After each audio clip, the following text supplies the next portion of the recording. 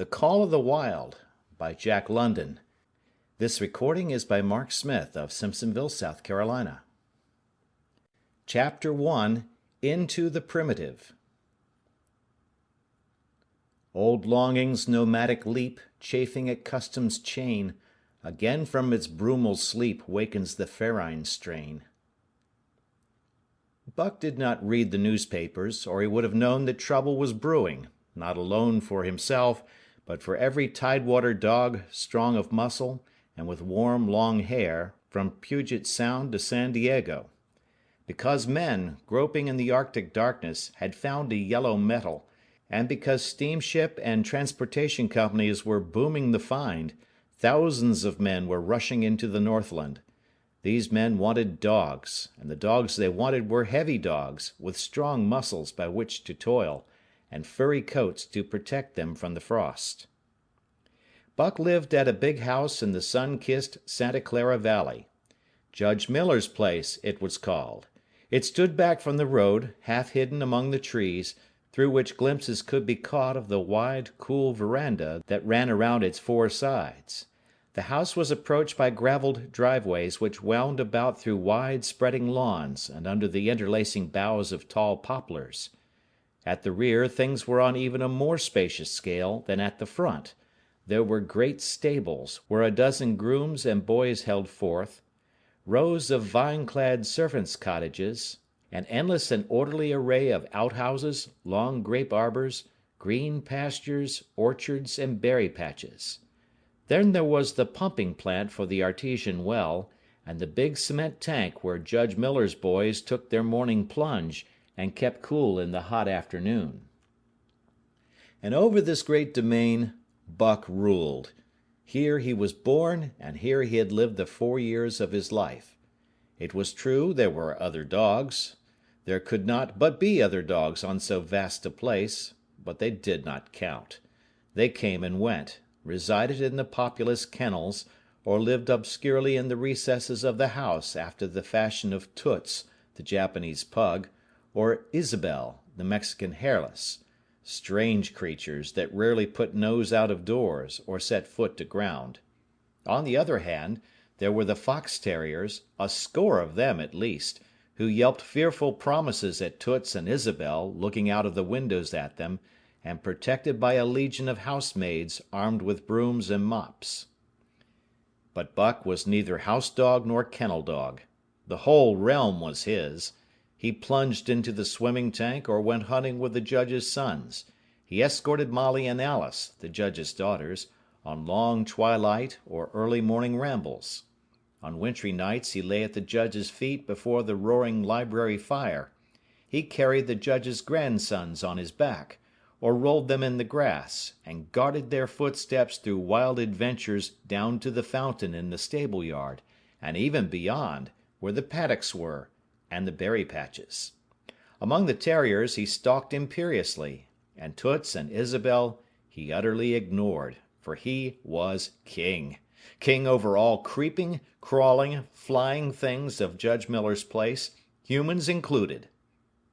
His father, Elmo, a huge St. Bernard, had been the judge's inseparable companion, and Buck bid fair to follow in the way of his father. He was not so large. He weighed only 140 pounds, for his mother, Shep, had been a Scotch shepherd dog. Nevertheless, 140 pounds, to which was added the dignity that comes of good living and universal respect, enabled him to carry himself in right royal fashion. During the 4 years since his puppyhood he had lived the life of a sated aristocrat. He had a fine pride in himself, was even a trifle egotistical, as country gentlemen sometimes become because of their insular situation. But he had saved himself by not becoming a mere pampered house dog.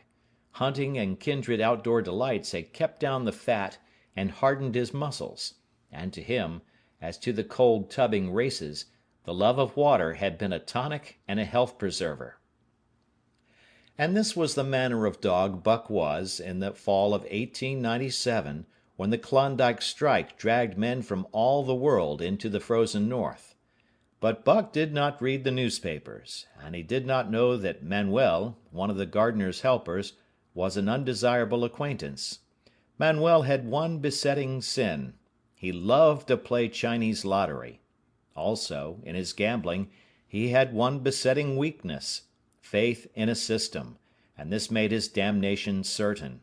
For to play a system requires money, while the wages of a gardener's helper do not lap over the needs of a wife and numerous progeny. The judge was at a meeting of the Raisin Growers Association, and the boys were busy organizing an athletic club, on the memorable night of Manuel's treachery. No one saw him and Buck go off through the orchard on what Buck imagined was merely a stroll. And with the exception of a solitary man, no one saw them arrive at the little flag station known as College Park. This man talked with Manuel, and money chinked between them. "You might wrap up the goods before you deliver 'em," the stranger said gruffly, and Manuel doubled a piece of stout rope around Buck's neck under the collar. "Twist it, and you'll choke him plenty," said Manuel, and the stranger grunted a ready affirmative. Buck had accepted the rope with quiet dignity. To be sure, it was an unwonted performance, but he had learned to trust in men he knew, and to give them credit for a wisdom that outreached his own. But when the ends of the rope were placed in the stranger's hands, he growled menacingly. He had merely intimated his displeasure, in his pride believing that to intimate was to command. But to his surprise, the rope tightened around his neck, shutting off his breath. In quick rage he sprang at the man, who met him halfway, grappled him close by the throat, and with a deft twist threw him over on his back. Then the rope tightened mercilessly, while Buck struggled in a fury, his tongue lolling out of his mouth and his great chest panting futilely. Never in all his life had he been so vilely treated, and never in all his life had he been so angry. But his strength ebbed, his eyes glazed, and he knew nothing when the train was flagged and the two men threw him into the baggage car. The next he knew, he was dimly aware that his tongue was hurting and that he was being jolted along in some kind of a conveyance. The hoarse shriek of a locomotive whistling a crosslink told him where he was. He had traveled too often with the judge not to know the sensation of riding in a baggage car. He opened his eyes, and into them came the unbridled anger of a kidnapped king. The man sprang for his throat, but Buck was too quick for him. His jaws closed on the hand, nor did they relax till his senses were choked out of him once more. "Yep, has fits," the man said, hiding his mangled hand from the baggageman, who had been attracted by the sounds of struggle. "I'm taking him up for the boss to Frisco. A crack dog doctor there thinks that he can cure him." Concerning that night's ride, the man spoke most eloquently for himself, in a little shed back of a saloon on the San Francisco waterfront. "All I get is 50 for it," he grumbled, "and I wouldn't do it over for 1,000, cold cash." His hand was wrapped in a bloody handkerchief, and the right trouser leg was ripped from knee to ankle. "How much did the other mug get?" the saloon keeper demanded. 100, was the reply.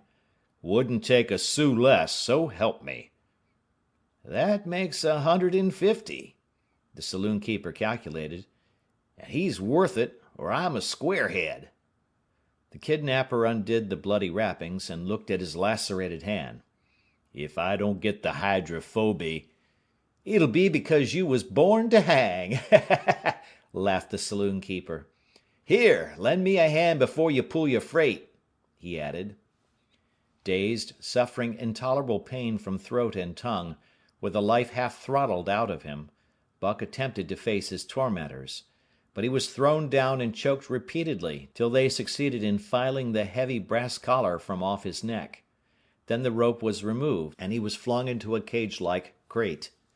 There he lay for the remainder of the weary night, nursing his wrath and wounded pride.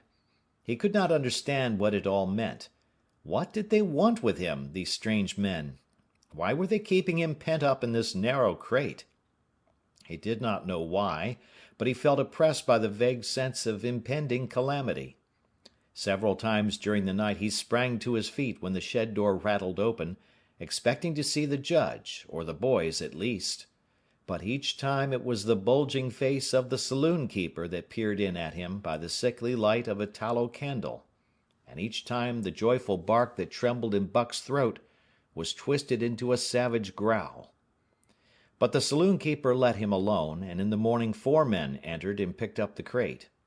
More tormentors, Buck decided, for they were evil-looking creatures, ragged and unkempt, and he stormed and raged at them through the bars. They only laughed and poked sticks at him, which he promptly assailed with his teeth till he realized that that was what they wanted, whereupon he lay down sullenly and allowed the crate to be lifted into a wagon. Then he, and the crate in which he was imprisoned, began a passage through many hands. Clerks in the express office took charge of him. He was carted about in another wagon. A truck carried him, with an assortment of boxes and parcels, upon a ferry steamer. He was trucked off the steamer into a great railway depot, and finally he was deposited in an express car. For 2 days and nights this express car was dragged along at the tail of shrieking locomotives, and for 2 days and nights Buck neither ate nor drank. In his anger he had met the first advances of the express messengers with growls, and they had retaliated by teasing him. When he flung himself against the bars, quivering and frothing, they laughed at him and taunted him. They growled and barked like detestable dogs, mewed, and flapped their arms and crowed. It was all very silly, he knew, but therefore the more outrage to his dignity, and his anger waxed and waxed. He did not mind the hunger so much, but the lack of water caused him severe suffering and fanned his wrath to fever pitch. For that matter, high-strung and finely sensitive, the ill treatment had flung him into a fever, which was fed by the inflammation of his parched and swollen throat and tongue. He was glad for one thing, the rope was off his neck. That had given them an unfair advantage, but now that it was off, he would show them. They would never get another rope around his neck. Upon that he was resolved. For 2 days and nights he neither ate nor drank, and during those 2 days and nights of torment, he accumulated a fund of wrath that boded ill for whoever first fell foul of him. His eyes turned bloodshot, and he was metamorphosed into a raging fiend. So changed was he that the judge himself would not have recognized him, and the express messengers breathed with relief when they bundled him off the train at Seattle. 4 men gingerly carried the crate from the wagon into a small, high-walled backyard. A stout man, with a red sweater that sagged generously at the neck, came out and signed the book for the driver. That was the man, Buck divined, the next tormentor, and he hurled himself savagely against the bars.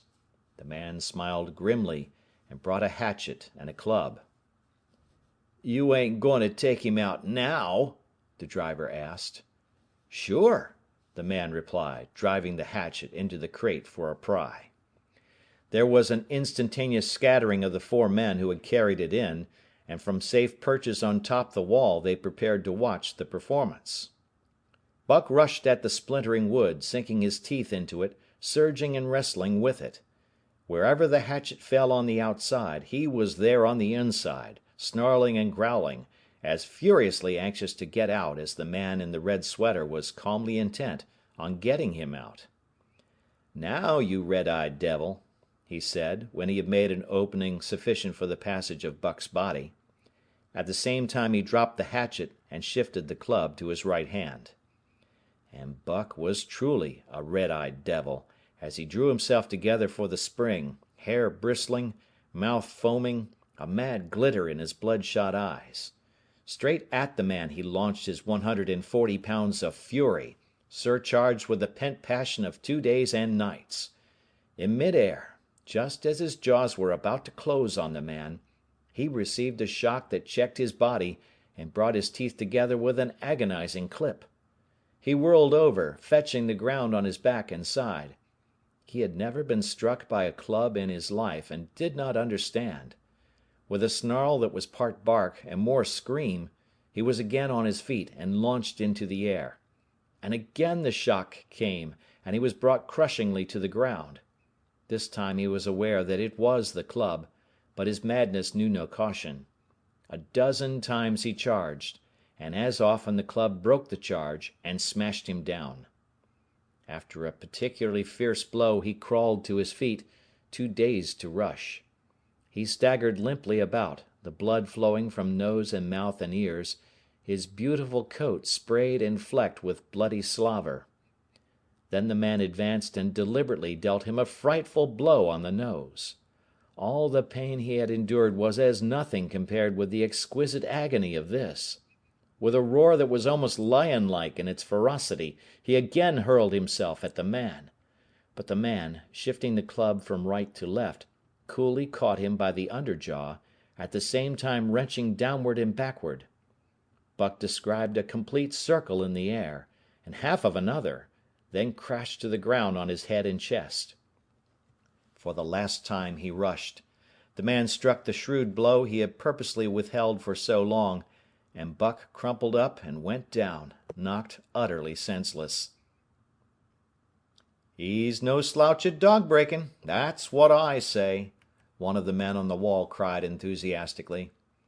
"Druther break cayuses any day, and twice on Sundays," was the reply of the driver, as he climbed on the wagon and started the horses. Buck's senses came back to him, but not his strength.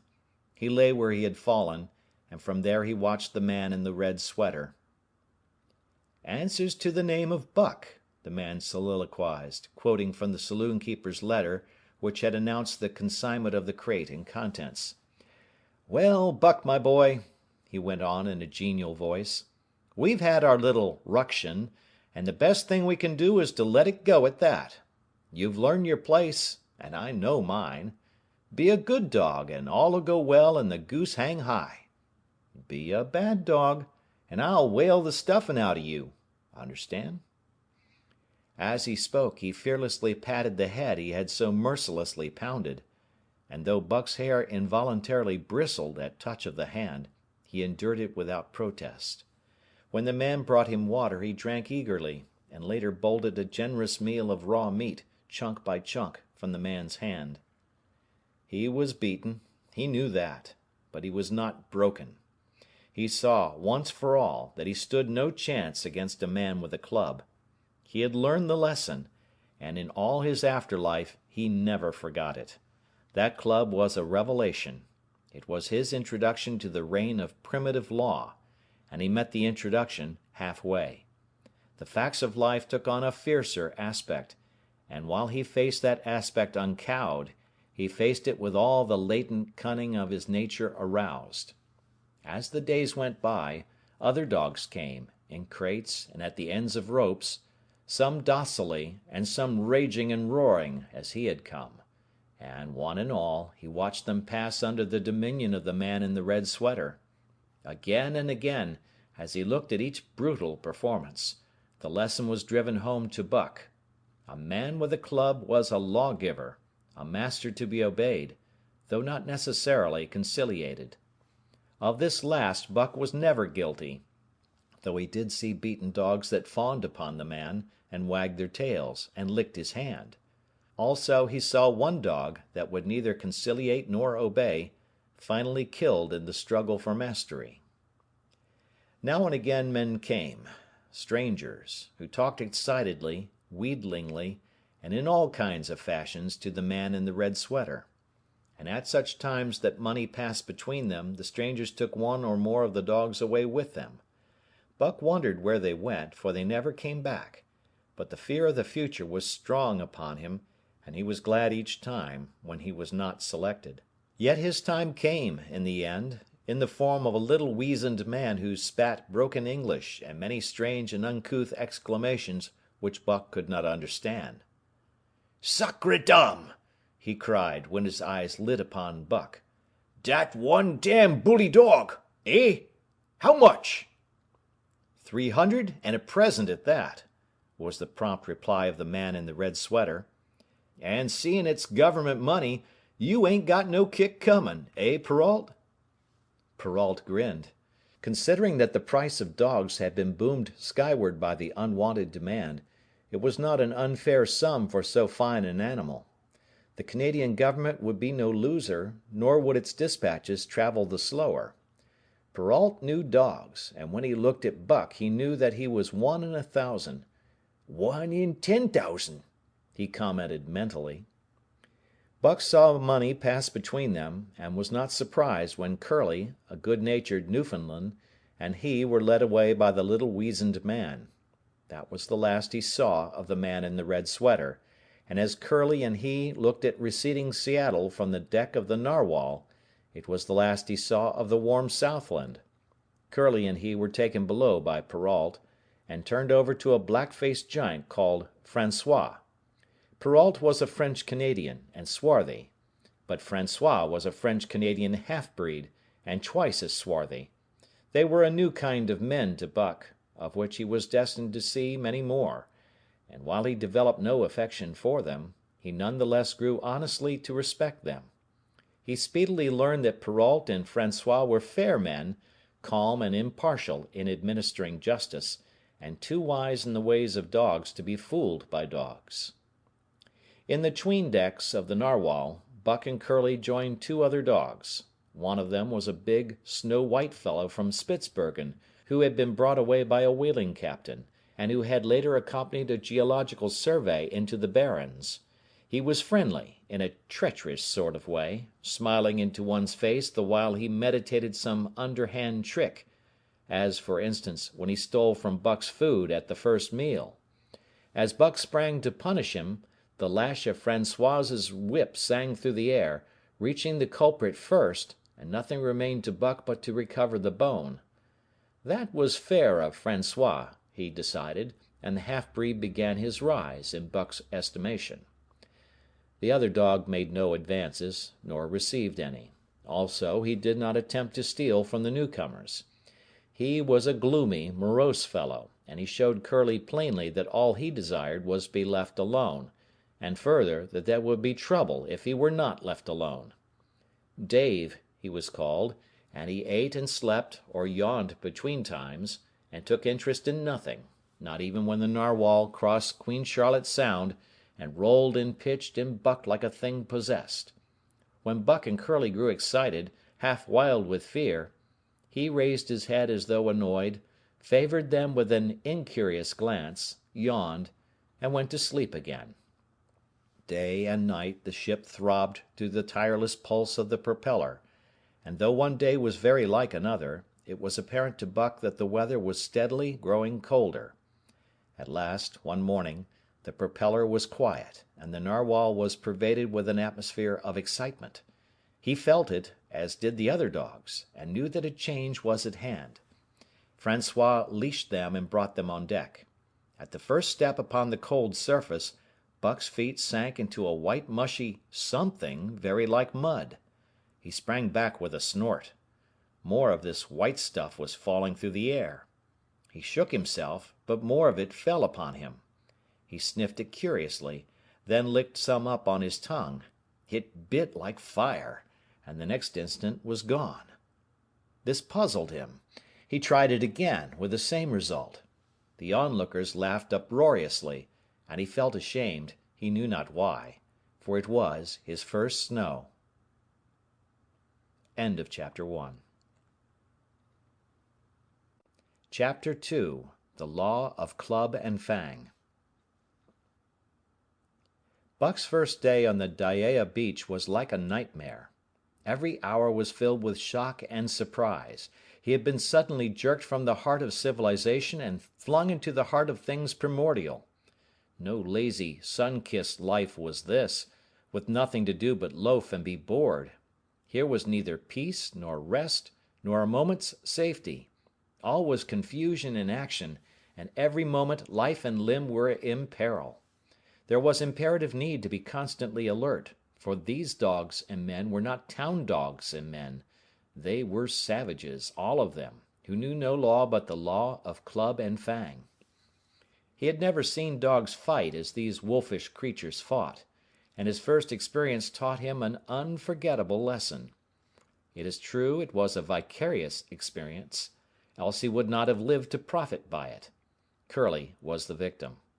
They were camped near the log store, where she, in her friendly way, made advances to a husky dog the size of a full-grown wolf, though not half so large as she. There was no warning, only a leap in like a flash, a metallic clip of teeth, a leap out equally swift, and Curly's face was ripped open from eye to jaw. It was the wolf manner of fighting, to strike and leap away, but there was more to it than this. 30 or 40 huskies ran to the spot and surrounded the combatants in an intent and silent circle. Buck did not comprehend that silent intentness, nor the eager way with which they were licking their chops. Curly rushed her antagonist, who struck again and leaped aside. He met her next rush with his chest, in a peculiar fashion that tumbled her off her feet. She never regained them. This was what the onlooking huskies had waited for. They closed in upon her, snarling and yelping, and she was buried, screaming with agony, beneath the bristling mass of bodies. So sudden was it, and so unexpected, that Buck was taken aback. He saw Spitz run out his scarlet tongue in a way he had of laughing, and he saw Francois, swinging an axe, spring into the mess of dogs. 3 men with clubs were helping him to scatter them. It did not take long. 2 minutes from the time Curly went down, the last of her assailants were clubbed off. But she lay there limp and lifeless in the bloody, trampled snow, almost literally torn to pieces, the swart half-breed standing over her, and cursing horribly. The scene often came back to Buck to trouble him in his sleep. So that was the way. No fair play. Once down, that was the end of you. Well, he would see to it that he never went down. Spitz ran out his tongue and laughed again, and from that moment Buck hated him with a bitter and deathless hatred. Before he had recovered from the shock caused by the tragic passing of Curly, he received another shock.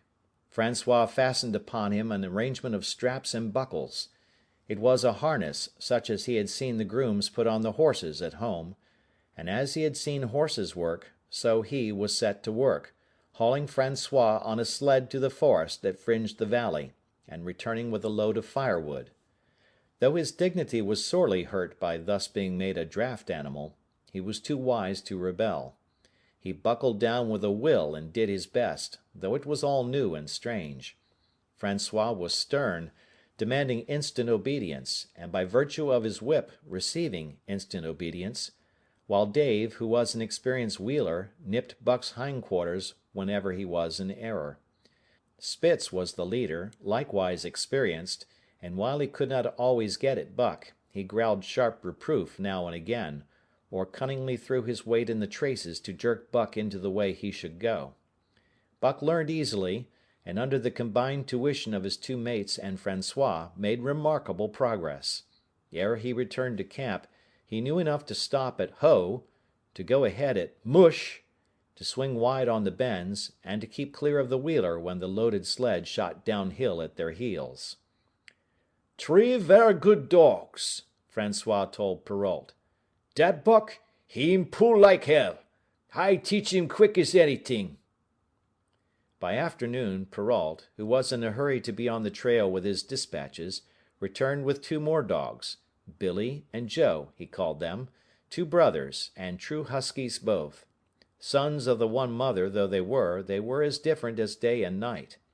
Billy's one fault was his excessive good nature, while Joe was the very opposite, sour and introspective, with a perpetual snarl and a malignant eye.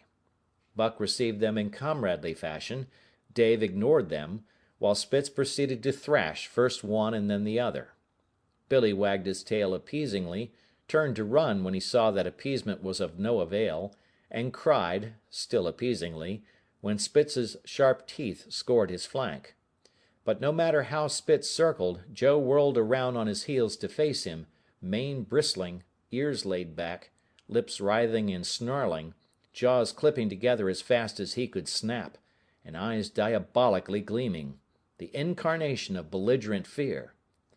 So terrible was his appearance that Spitz was forced to forego disciplining him, but to cover his own discomfiture he turned upon the inoffensive and wailing Billy and drove him to the confines of the camp. By evening Perrault secured another dog, an old husky, long and lean and gaunt, with a battle-scarred face and a single eye which flashed a warning of prowess that commanded respect. He was called Sol-leks, which means the Angry One. Like Dave, he asked nothing, gave nothing, expected nothing, and when he marched slowly and deliberately into their midst, even Spitz left him alone. He had one peculiarity which Buck was unlucky enough to discover. He did not like to be approached on his blind side. Of this offense Buck was unwittingly guilty, and the first knowledge he had of his indiscretion was when Sol-leks whirled upon him and slashed his shoulder to the bone for 3 inches up and down. Forever after, Buck avoided his blind side, and to the last of their comradeship had no more trouble. His only apparent ambition, like Dave's, was to be left alone, though, as Buck was afterward to learn, each of them possessed one other and even more vital ambition.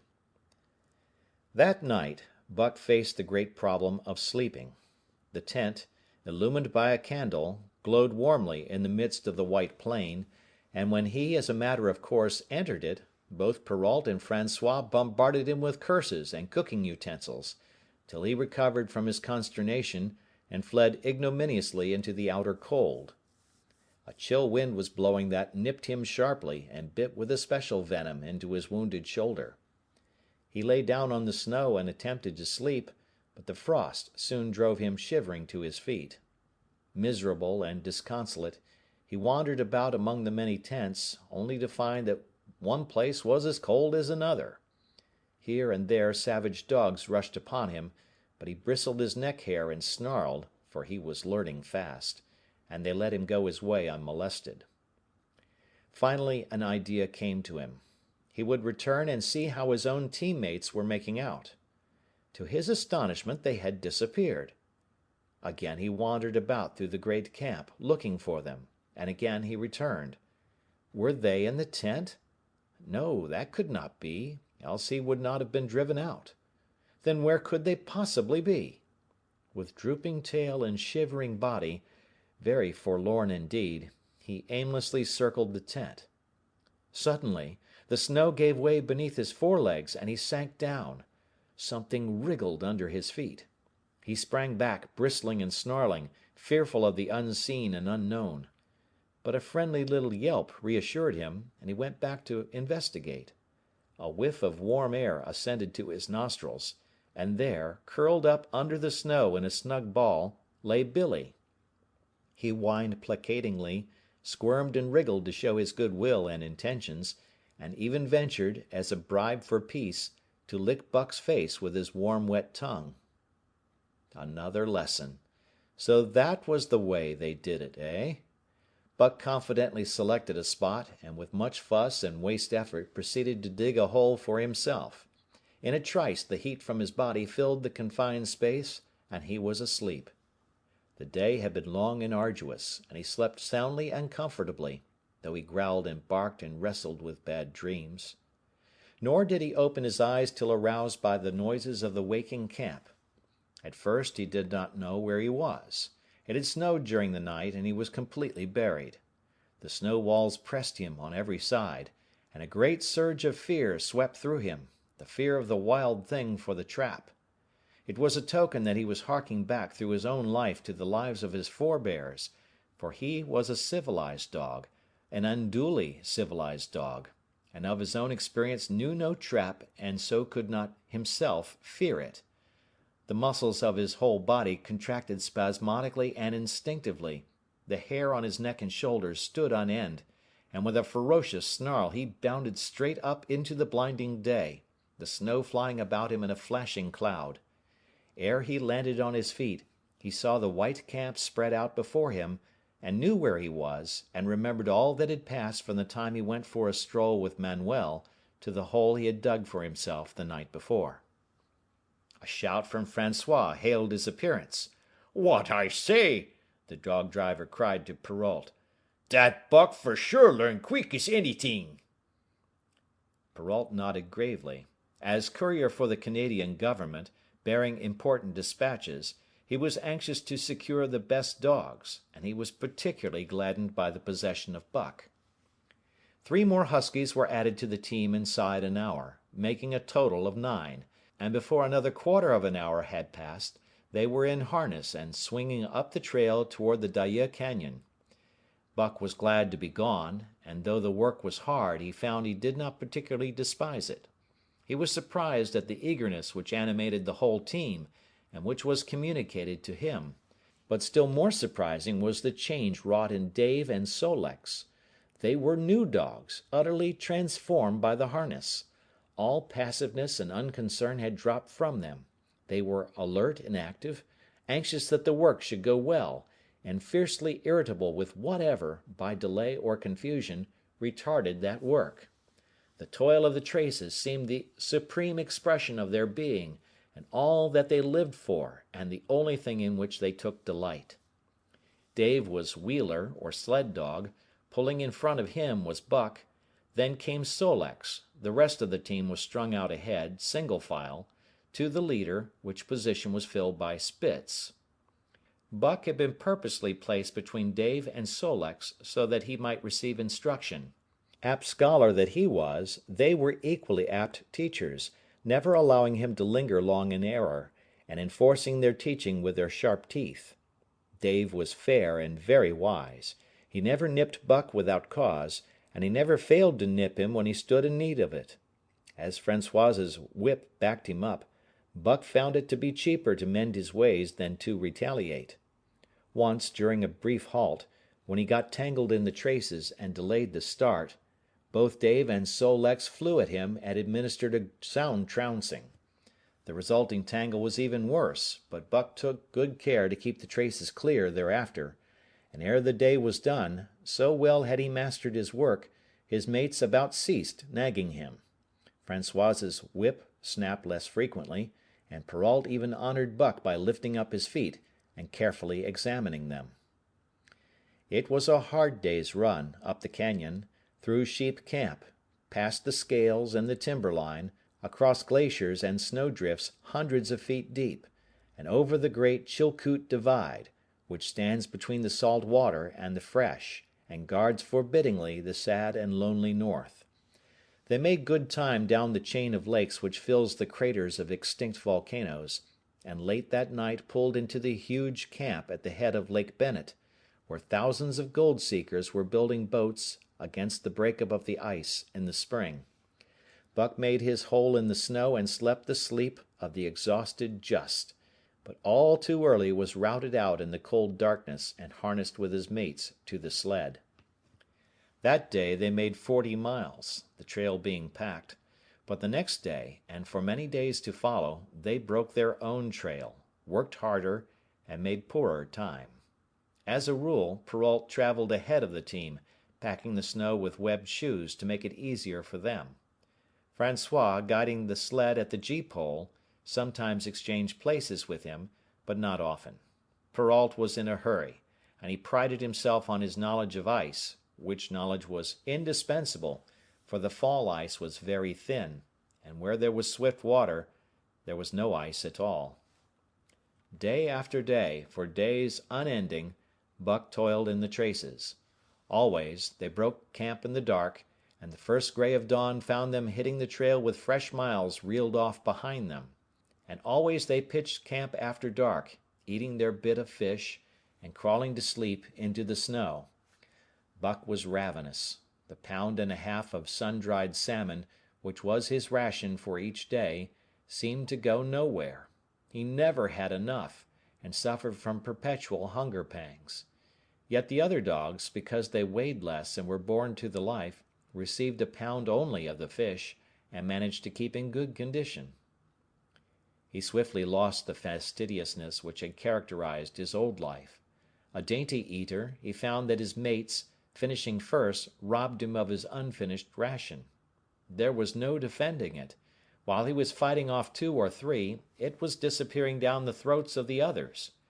To remedy this, he ate as fast as they, and, so greatly did hunger compel him, he was not above taking what did not belong to him. He watched and learned. When he saw Pike, one of the new dogs, a clever malingerer and thief, slyly steal a slice of bacon when Perrault's back was turned, he duplicated the performance the following day, getting away with the whole chunk. A great uproar was raised, but he was unsuspected, while Dub, an awkward blunderer who was always getting caught, was punished for Buck's misdeed. This first theft marked Buck as fit to survive in the hostile Northland environment. It marked his adaptability, his capacity to adjust himself to changing conditions, the lack of which would have meant swift and terrible death.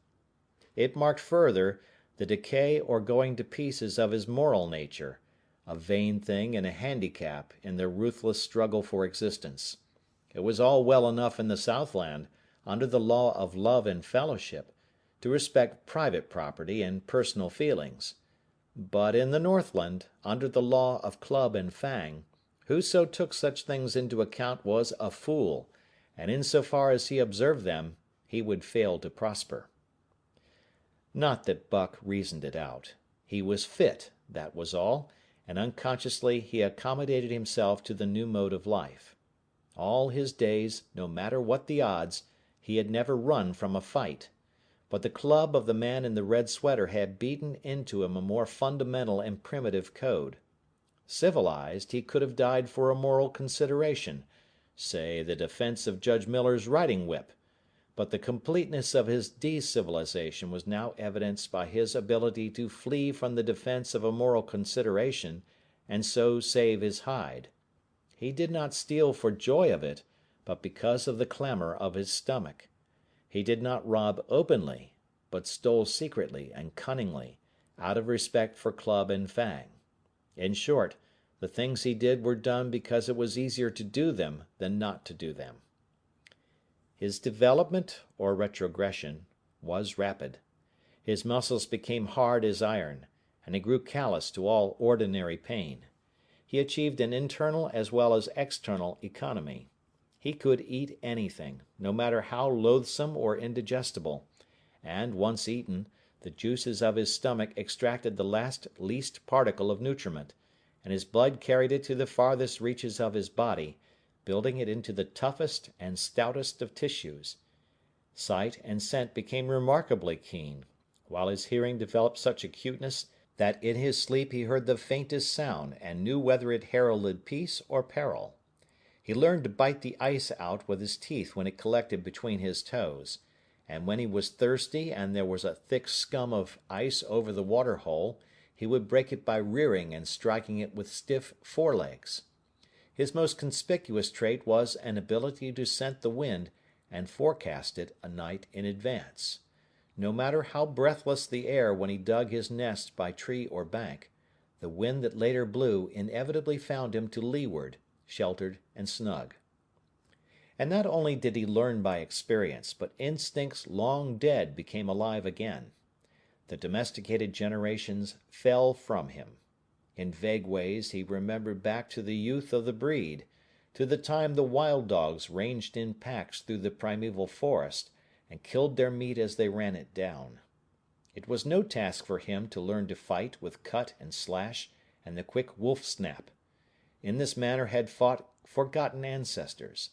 They quickened the old life within him, and the old tricks which they had stamped into the heredity of the breed were his tricks. They came to him without effort or discovery, as though they had been his always.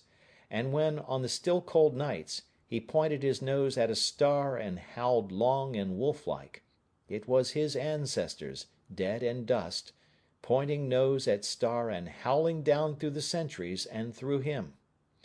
And his cadences were their cadences, the cadences which voiced their woe and what to them was the meaning of the stiffness and the cold and dark. Thus, as token of what a puppet thing life is, the ancient song surged through him, and he came into his own again. And he came because men had found a yellow metal in the north, and because Manuel was a gardener's helper whose wages did not lap over the needs of his wife and divers small copies of himself. End of chapter 2. Chapter 3. The Dominant Primordial Beast. The dominant primordial beast was strong in Buck, and under the fierce conditions of trail life it grew and grew. Yet it was a secret growth. His newborn cunning gave him poise and control. He was too busy adjusting himself to the new life to feel at ease, and not only did he not pick fights, but he avoided them whenever possible. A certain deliberateness characterized his attitude. He was not prone to rashness and precipitate action, and in the bitter hatred between him and Spitz he betrayed no impatience, shunned all offensive acts. On the other hand, possibly because he divined in Buck a dangerous rival, Spitz never lost an opportunity of showing his teeth. He even went out of his way to bully Buck, striving constantly to start the fight which could end only in the death of one or the other. Early in the trip this might have taken place had it not been for an unwanted accident. At the end of this day they made a bleak and miserable camp on the shore of Lake Le Barge. Driving snow, a wind that cut like a white-hot knife, and darkness had forced them to grope for a camping place.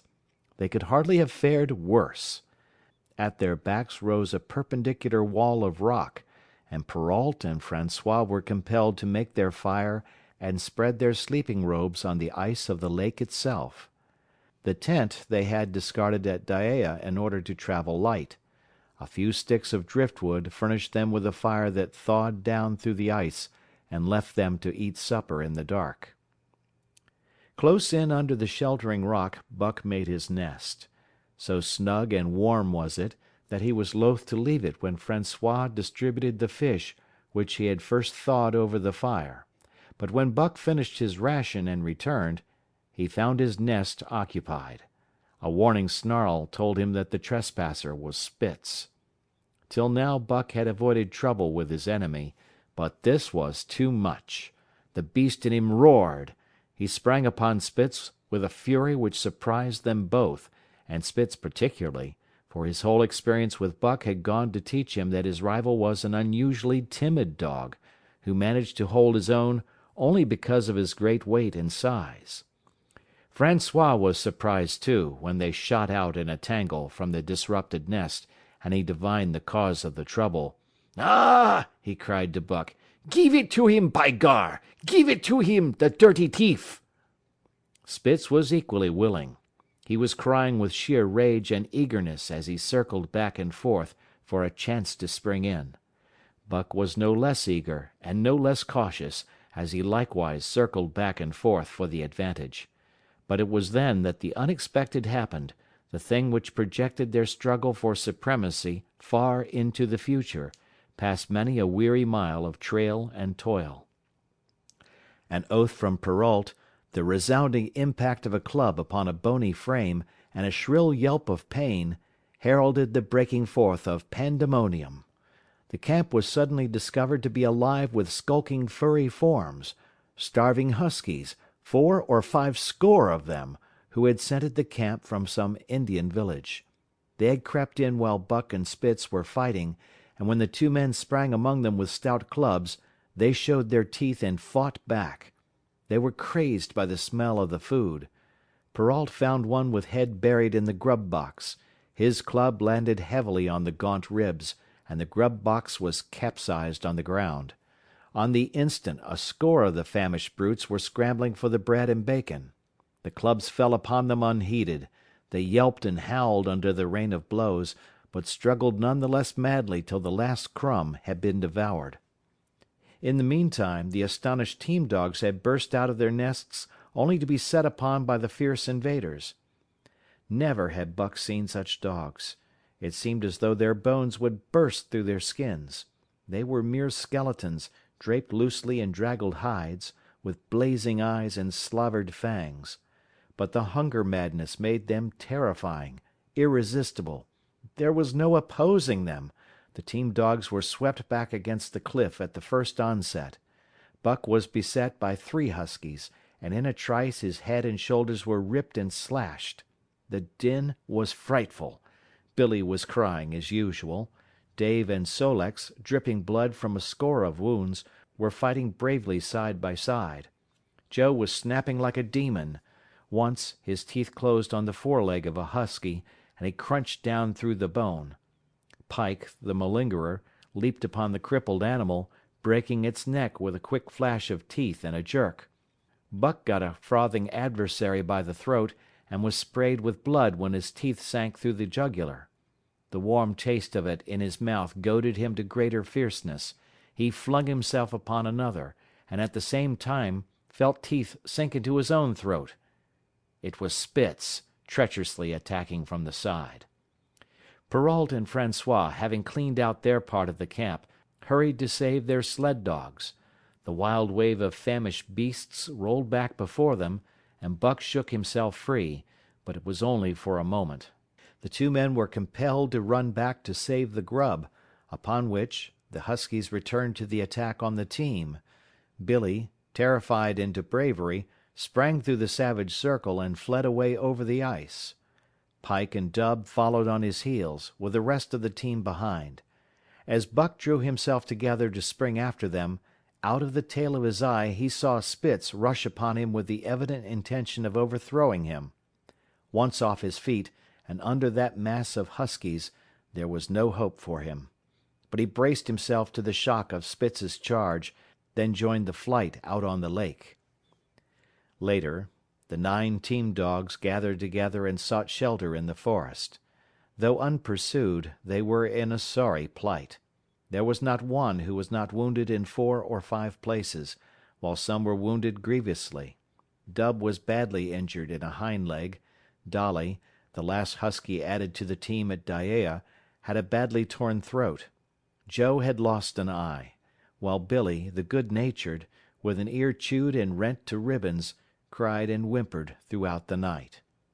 At daybreak they limped wearily back to camp, to find the marauders gone and the 2 men in bad tempers. Fully half their grub supply was gone. The huskies had chewed through the sled lashings and canvas coverings. In fact, nothing, no matter how remotely eatable, had escaped them. They had eaten a pair of Perrault's moose-hide moccasins, chunks out of the leather traces, and even 2 feet of lash from the end of Francois's whip.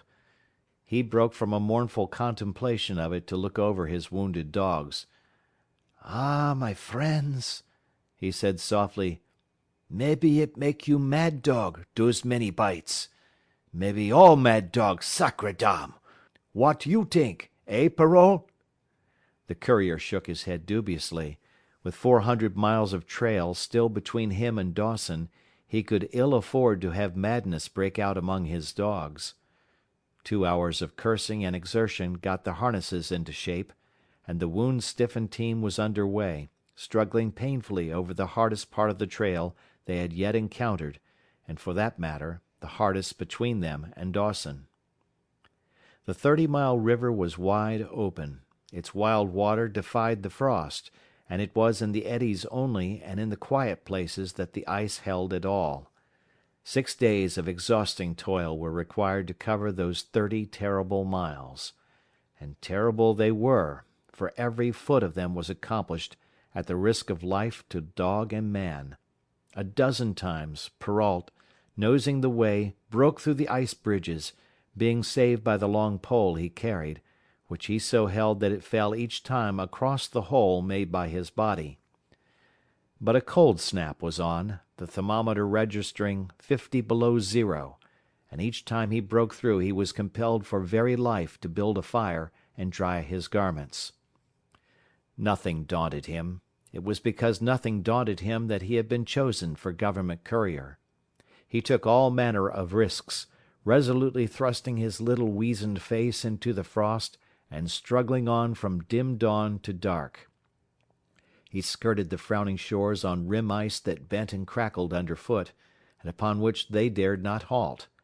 Once the sled broke through, with Dave and Buck, and they were half frozen and all but drowned by the time they were dragged out. The usual fire was necessary to save them. They were coated solidly with ice, and the 2 men kept them on the run round the fire, sweating and thawing, so close that they were singed by the flames. At another time Spitz went through, dragging the whole team after him up to Buck, who strained backward with all his strength, his forepaws on the slippery edge, and the ice quivering and snapping all around. But behind him was Dave, likewise straining backward, and behind the sled was Francois, pulling till his tendons cracked. Again the rim ice broke away before and behind, and there was no escape except up the cliff. Perrault scaled it by a miracle, while Francois prayed for just that miracle, and with every thong and sled lashing, and the last bit of harness rove into a long rope, the dogs were hoisted, one by one, to the cliff crest. Francois came up last, after the sled and load.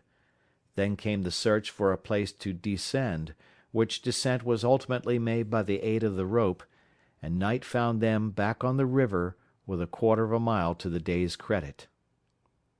By the time they made the Hootalingua and Good Ice, Buck was played out. The rest of the dogs were in like condition, but Perrault, to make up lost time, pushed them late and early. The first day they covered 35 miles to the Big Salmon.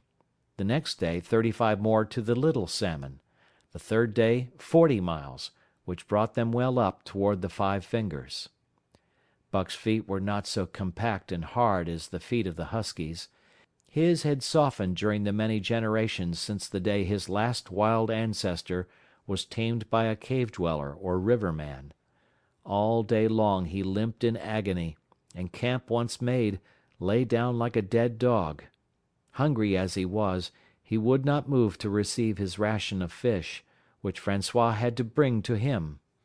Also, the dog-driver rubbed Buck's feet for half an hour each night after supper, and sacrificed the tops of his own moccasins to make 4 moccasins for Buck. This was a great relief, and Buck caused even the weazened face of Perrault to twist itself into a grin one morning, when Francois forgot the moccasins, and Buck lay on his back, his 4 feet waving appealingly in the air, and refused to budge without them.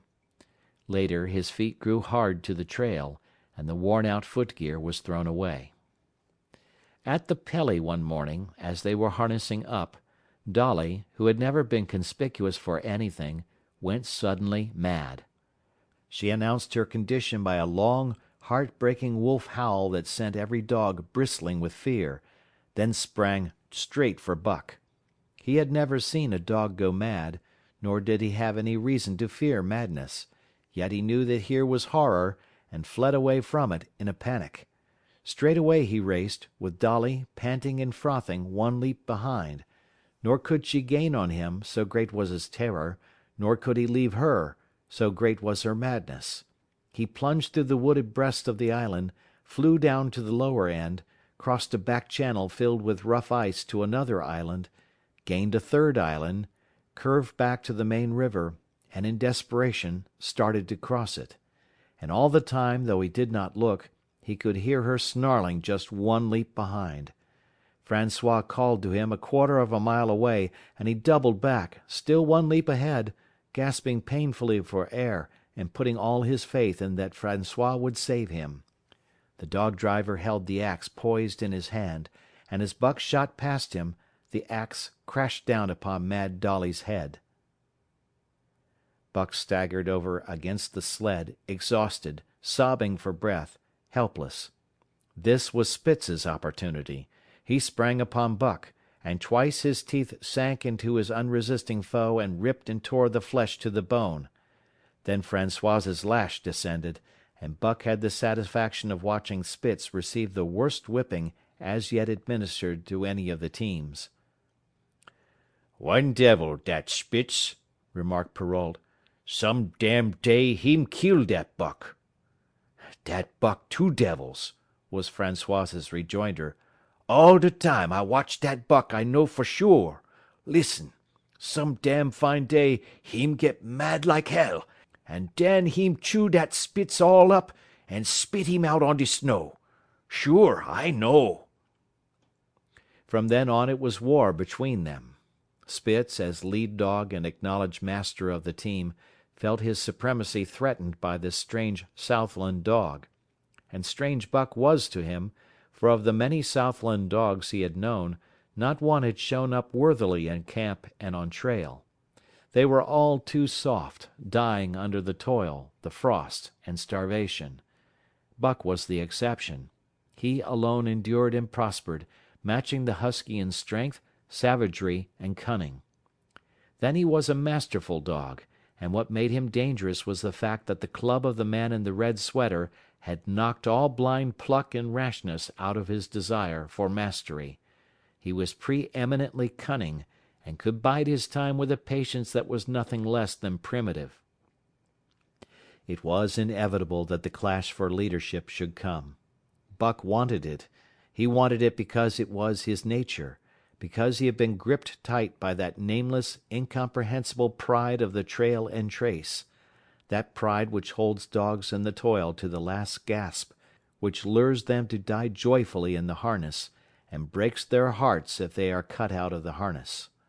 This was the pride of Dave as wheel dog, of Sol-leks as he pulled with all his strength, the pride that laid hold of them at break of camp, transforming them from sour and sullen brutes into straining, eager, ambitious creatures, the pride that spurred them on all day and dropped them at pitch of camp at night, letting them fall back into gloomy unrest and uncontent. This was the pride that bore up Spitz and made him thrash the sled dogs who blundered and shirked in the traces, or hid away at harness-up time in the morning. Likewise, it was this pride that made him fear Buck as a possible lead dog, and this was Buck's pride, too. He openly threatened the other's leadership. He came between him and the shirks he should have punished, and he did it deliberately. One night there was a heavy snowfall, and in the morning Pike, the malingerer, did not appear. He was securely hidden in his nest under a foot of snow. Francois called him and sought him in vain. Spitz was wild with wrath. He raged through the camp, smelling and digging in every likely place, snarling so frightfully that Pike heard and shivered in his hiding place. But when he was at last unearthed, and Spitz flew at him to punish him, Buck flew with equal rage in between. So unexpected was it, and so shrewdly managed, that Spitz was hurled backward and off his feet. Pike, who had been trembling abjectly, took heart at this open mutiny, and sprang upon his overthrown leader. Buck, to whom fair play was a forgotten code, likewise sprang upon Spitz. But Francois, chuckling at the incident while unswerving in the administration of justice, brought his lash down upon Buck with all his might. This failed to drive Buck from his prostrate rival, and the butt of the whip was brought into play. Half stunned by the blow, Buck was knocked backward and the lash laid upon him again and again, while Spitz soundly punished the many times offending Pike. In the days that followed, as Dawson grew closer and closer, Buck still continued to interfere between Spitz and the culprits. But he did it craftily, when Francois was not around. With the covert mutiny of Buck, a general insubordination sprang up and increased. Dave and Sol-leks were unaffected, but the rest of the team went from bad to worse. Things no longer went right. There was continual bickering and jangling. Trouble was always afoot, and at the bottom of it was Buck. He kept Francois busy, for the dog driver was in constant apprehension of the life and death struggle between the two, which he knew must take place sooner or later, and on more than one night the sounds of quarrelling and strife among the other dogs turned him out of his sleeping robe, fearful that Buck and Spitz were at it. But the opportunity did not present itself, and they pulled into Dawson one dreary afternoon with the great fight still to come. Here were many men and countless dogs, and Buck found them all at work. It seemed the ordained order of things that dogs should work. All day they swung up and down the main street in long teams, and in the night their jingling bells still went by. They hauled cabin logs and firewood, freighted up to the mines, and did all manner of work that horses did in the Santa Clara Valley.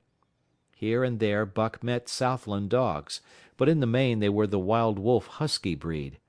Every night, regularly, at 9, at 12, at 3, they lifted a nocturnal song, a weird and eerie chant in which it was Buck's delight to join. With the aurora borealis flaming coldly overhead, or the stars leaping in the frost dance, and the land numb and frozen under its pall of snow, this song of the huskies might have been the defiance of life, only it was pitched in minor key, with long-drawn wailings and half-sobs, and was more the pleading of life, the articulate travail of existence. It was an old song, old as the breed itself, one of the first songs of the younger world in a day when songs were sad. It was invested with the woe of unnumbered generations, this plaint by which Buck was so strangely stirred. When he moaned and sobbed, it was with the pain of living that was of old the pain of his wild fathers, and the fear and mystery of the cold and dark that was to them fear and mystery. And that he should be stirred by it marked the completeness with which he harked back through the ages of fire and roof to the raw beginnings of life in the howling ages. 7 days from the time they pulled into Dawson, they dropped down the steep bank by the barracks to the Yukon Trail, and pulled for Dyea and Salt Water. Perrault was carrying dispatches, if anything, more urgent than those he had brought in. Also, the travel pride had gripped him, and he purposed to make the record trip of the year. Several things favored him in this. The week's rest had recuperated the dogs and put them in thorough trim. The trail they had broken into the country was packed hard by later journeyers. And further, the police had arranged in 2 or 3 places deposits of grub for dog and man, and he was traveling light. They made 60 Mile, which is a 50-mile run, on the first day, and the second day saw them booming up the Yukon well on their way to Pelly. But such splendid running was achieved not without great trouble and vexation on the part of Francois. The insidious revolt led by Buck had destroyed the solidarity of the team. It no longer was as one dog leaping in the traces. The encouragement Buck gave the rebels led them into all kinds of petty misdemeanors. No more was Spitz a leader greatly to be feared. The old awe departed, and they grew equal to challenging his authority. Pike robbed him of half a fish one night, and gulped it down under the protection of Buck.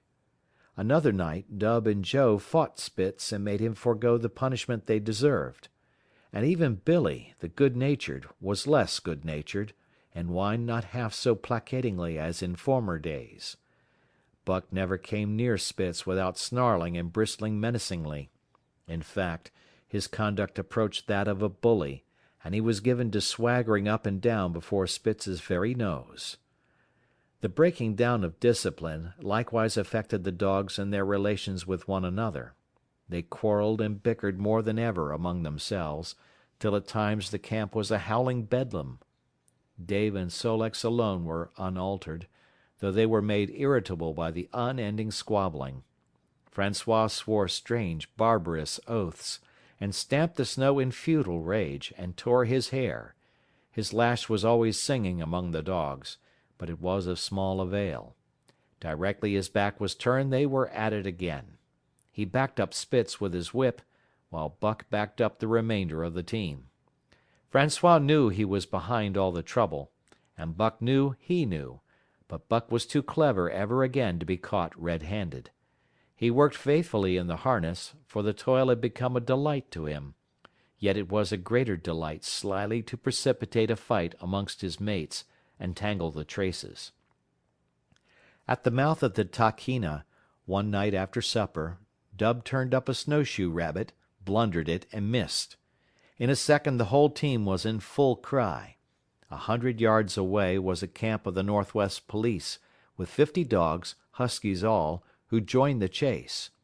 The rabbit sped down the river, turned off into a small creek, up the frozen bed of which it held steadily. It ran lightly on the surface of the snow, while the dogs plowed through by main strength. Buck led the pack, 60 strong, around bend after bend, but he could not gain. He lay down low to the race, whining eagerly, his splendid body flashing forward leap by leap in the wan white moonlight.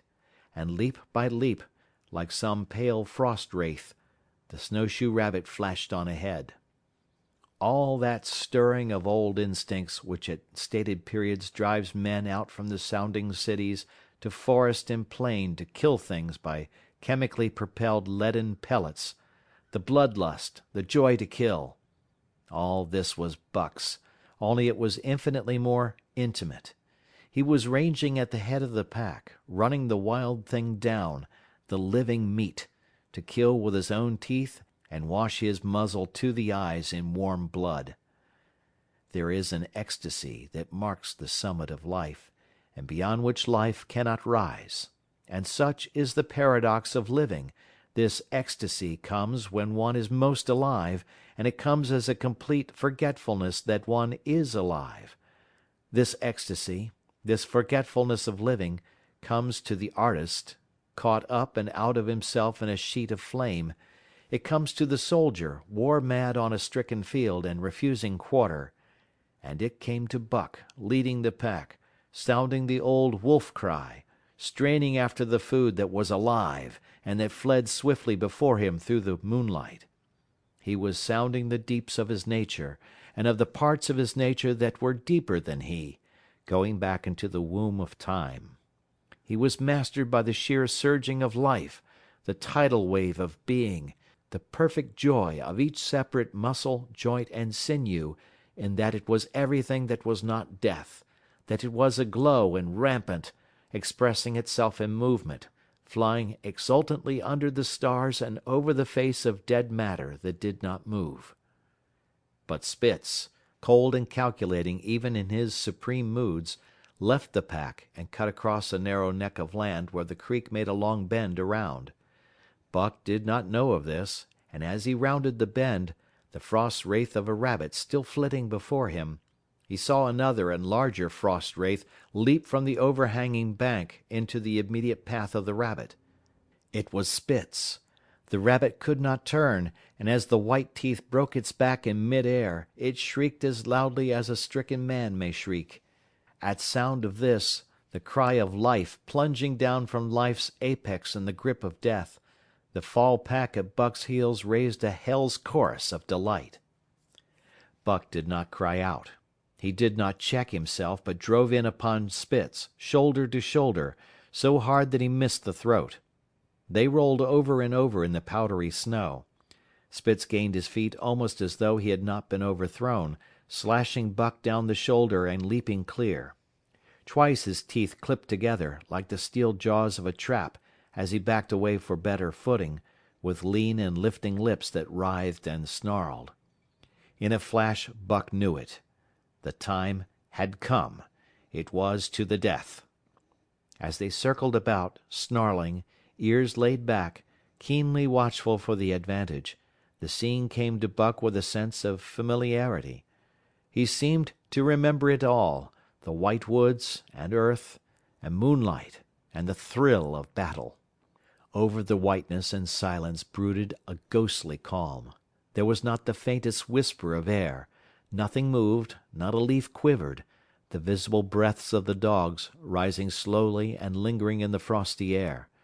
They had made short work of the snowshoe rabbit, these dogs that were ill-tamed wolves, and they were now drawn up in an expectant circle. They, too, were silent, their eyes only gleaming and their breaths drifting slowly upward. To Buck it was nothing new or strange, this scene of old time. It was as though it had always been, the wonted way of things. Spitz was a practised fighter. From Spitzbergen through the Arctic, and across Canada and the Barrens, he had held his own with all manner of dogs and achieved to mastery over them. Bitter rage was his, but never blind rage. In passion to rend and destroy, he never forgot that his enemy was in like passion to rend and destroy. He never rushed till he was prepared to receive a rush, never attacked till he had first defended that attack. In vain Buck strove to sink his teeth in the neck of the big white dog. Wherever his fangs struck for the softer flesh, they were countered by the fangs of Spitz. Fang clashed fang, and lips were cut and bleeding, but Buck could not penetrate his enemy's guard. Then he warmed up and enveloped Spitz in a whirlwind of rushes. Time and again he tried for the snow-white throat, where life bubbled near to the surface, and each time and every time Spitz slashed him and got away. Then Buck took to rushing, as though for the throat, when, suddenly drawing back his head and curving in from the side, he would drive his shoulder at the shoulder of Spitz, as a ram by which to overthrow him. but instead, Buck's shoulder was slashed down each time as Spitz leaped lightly away. Spitz was untouched, while Buck was streaming with blood and panting hard. The fight was growing desperate, and all the while the silent and wolfish circle waited to finish off whichever dog went down.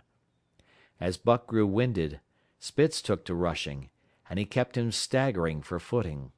Once Buck went over, and the whole circle of 60 dogs started up. But he recovered himself almost in mid-air, and the circle sank down again and waited. But Buck possessed a quality that made for greatness: imagination. He fought by instinct, but he could fight by head as well. He rushed, as though attempting the old shoulder trick, but at the last instant swept low to the snow and in. His teeth closed on Spitz's left foreleg. There was a crunch of breaking bone, and the white dog faced him on 3 legs. Thrice he tried to knock him over, then repeated the trick and broke the right foreleg. Despite the pain and helplessness, Spitz struggled madly to keep up. He saw the silent circle, with gleaming eyes, lolling tongues, and silvery breaths drifting upward, closing in upon him as he had seen similar circles close in upon beaten antagonists in the past. Only this time he was the one who was beaten. There was no hope for him. Buck was inexorable. Mercy was a thing reserved for gentler climes. He maneuvered for the final rush. The circle had tightened till he could feel the breaths of the huskies on his flanks. He could see them, beyond Spitz and to either side, half crouching for the spring, their eyes fixed upon him. A pause seemed to fall. Every animal was motionless as though turned to stone. Only Spitz quivered and bristled as he staggered back and forth, snarling with horrible menace, as though to frighten off impending death. Then Buck sprang in and out, and while he was in, shoulder had at last squarely met shoulder. The dark circle became a dot on the moon-flooded snow as Spitz disappeared from view. Buck stood and looked on, the successful champion, the dominant primordial beast who had made his kill, and found it good. End of Chapter 3. Chapter 4. Who has won to Mastership? Hey, what I say? I speak true when I say dat Buck 2 devils. This was Francois's speech next morning when he discovered Spitz missing and Buck covered with wounds. He drew him to the fire and by its light pointed them out. Dat Spitz fight like hell, said Perrault as he surveyed the gaping rips and cuts. And dat Buck fight like 2 hells, was Francois's answer. And now we make good time. No more Spitz, no more trouble, sure.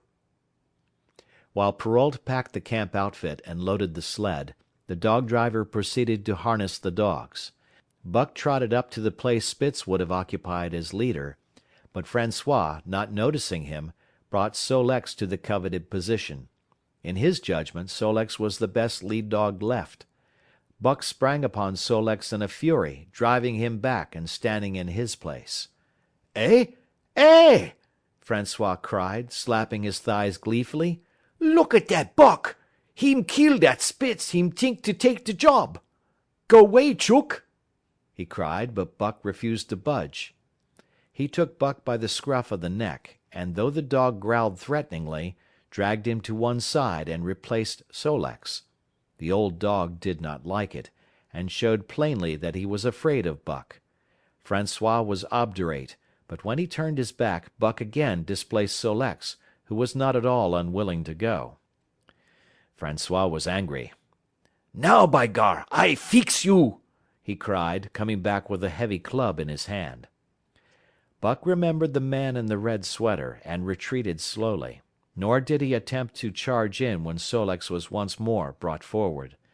But he circled just beyond the range of the club, snarling with bitterness and rage, and while he circled, he watched the club so as to dodge it if thrown by Francois, for he was become wise in the way of clubs.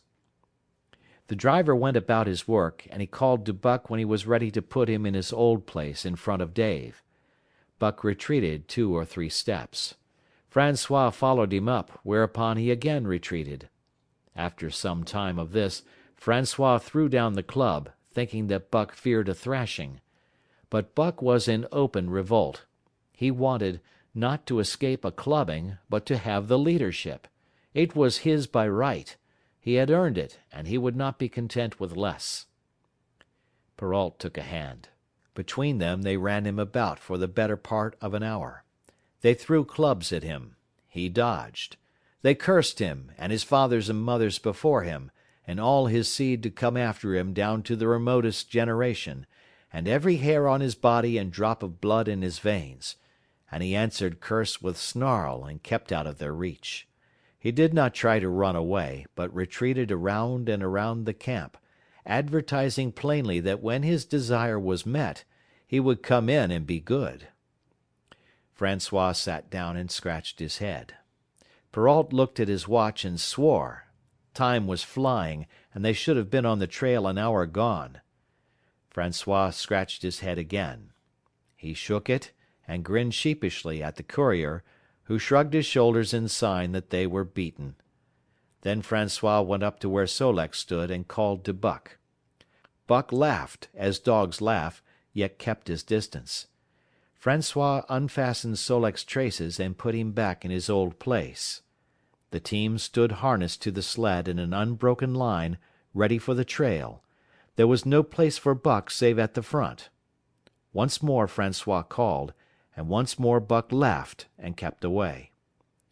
"Throw down the club," Perrault commanded. Francois complied, whereupon Buck trotted in, laughing triumphantly, and swung around into position at the head of the team. His traces were fastened, the sled broken out, and with both men running they dashed out onto the river trail. Highly as the dog driver had forevalued Buck, with his 2 devils, he found, while the day was yet young, that he had undervalued. At a bound Buck took up the duties of leadership, and where judgment was required, and quick thinking and quick acting, he showed himself the superior even of Spitz, of whom Francois had never seen an equal. But it was in giving the law and making his mates live up to it that Buck excelled. Dave and Sol-leks did not mind the change in leadership. It was none of their business. Their business was to toil, and toil mightily, in the traces. So long as that were not interfered with, they did not care what happened. Billy, the good-natured, could lead for all they cared, so long as he kept order. The rest of the team, however, had grown unruly during the last days of Spitz, and their surprise was great now that Buck proceeded to lick them into shape. Pike, who pulled at Buck's heels, and who never put an ounce more of his weight against the breastband than he was compelled to do, was swiftly and repeatedly shaken for loafing, and ere the first day was done he was pulling more than ever before in his life. The first night in camp, Joe, the sour one, was punished roundly, a thing that Spitz had never succeeded in doing. Buck simply smothered him by virtue of superior weight, and cut him up till he ceased snapping and began to whine for mercy.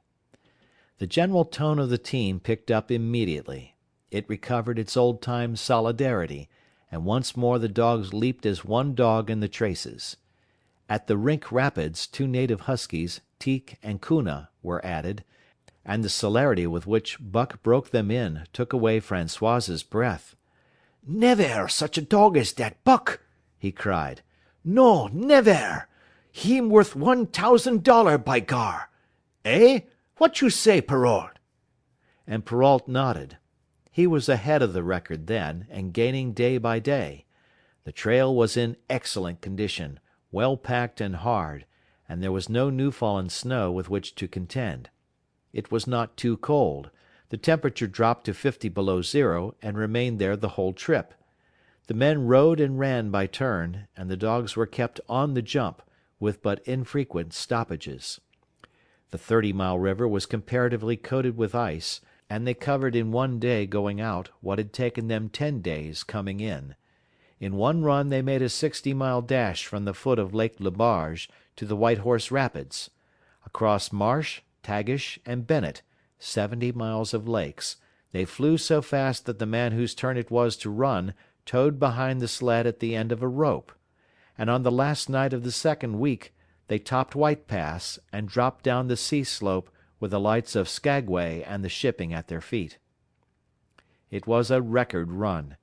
Each day for 14 days they had averaged 40 miles. For 3 days Perrault and Francois threw chests up and down the main street of Skagway and were deluged with invitations to drink, while the team was the constant center of a worshipful crowd of dog-busters and mushers. Then 3 or 4 Western bad men aspired to clean out the town, were riddled like pepper boxes for their pains, and public interest turned to other idols. Next came official orders. Francois called Buck to him, threw his arms around him, wept over him. And that was the last of Francois and Perrault. Like other men, they passed out of Buck's life for good. A Scotch half-breed took charge of him and his mates, and in company with a dozen other dog teams he started back over the weary trail to Dawson. It was no light running now, nor record time, but heavy toil each day, with a heavy load behind, for this was the mail train, carrying word from the world to the men who sought gold under the shadow of the pole. Buck did not like it, but he bore up well to the work, taking pride in it after the manner of Dave and Sol-leks, and seeing that his mates, whether they prided in it or not, did their fair share. It was a monotonous life, operating with machine-like regularity. One day was very like another. At a certain time each morning the cooks turned out, fires were built, and breakfast was eaten. Then, while some broke camp, others harnessed the dogs, and they were under way an hour or so before the darkness fell which gave warning of dawn. At night camp was made. Some pitched the flies, others cut firewood and pine boughs for the beds, and still others carried water or ice for the cooks. Also the dogs were fed. To them this was the one feature of the day, though it was good to loaf around, after the fish was eaten, for an hour or so with the other dogs, of which there were 50 and odd. There were fierce fighters among them, but 3 battles with the fiercest brought Buck to mastery, so that when he bristled and showed his teeth, they got out of his way. Best of all, perhaps, he loved to lie near the fire, hind legs crouched under him, forelegs stretched out in front, head raised, and eyes blinking dreamily at the flames. Sometimes he thought of Judge Miller's big house in the sun-kissed Santa Clara Valley, and of the cement swimming tank, and Isabel, the Mexican hairless, and Toots, the Japanese pug. But oftener he remembered the man in the red sweater, the death of Curly, the great fight with Spitz, and the good things he had eaten or would like to eat. He was not homesick. The Sunland was very dim and distant, and such memories had no power over him. Far more potent were the memories of his heredity that gave things he had never seen before a seeming familiarity. The instincts, which were but the memories of his ancestors become habits, which had lapsed in later days, and still later, in him, quickened and become alive again. Sometimes as he crouched there, blinking dreamily at the flames, it seemed that the flames were of another fire, and that as he crouched by this other fire, he saw another and different man from the half-breed cook before him. This other man was shorter of leg and longer of arm, with muscles that were stringy and knotty rather than rounded and swelling. The hair of this man was long and matted, and his head slanted back under it from the eyes. He uttered strange sounds, and seemed very much afraid of the darkness, into which he peered continually, clutching in his hand, which hung midway between knee and foot, a stick with a heavy stone made fast to the end. He was all but naked, a ragged and fire-scorched skin hanging part way down his back, but on his body there was much hair. In some places, across the chest and shoulders and down the outside of the arms and thighs, it was matted into almost a thick fur. He did not stand erect, but with trunk inclined forward from the hips, on legs that bent at the knees. About his body there was a peculiar springiness, or resiliency, almost cat-like, and a quick alertness as of one who lived in perpetual fear of things seen and unseen. At other times this hairy man squatted by the fire with head between his legs and slept. On such occasions his elbows were on his knees, his hands clasped above his head as though to shed rain by the hairy arms. And beyond that fire, in the circling darkness, Buck could see many gleaming coals, 2 by 2, always 2 by 2, which he knew to be the eyes of great beasts of prey. And he could hear the crashing of their bodies through the undergrowth, and the noises they made in the night.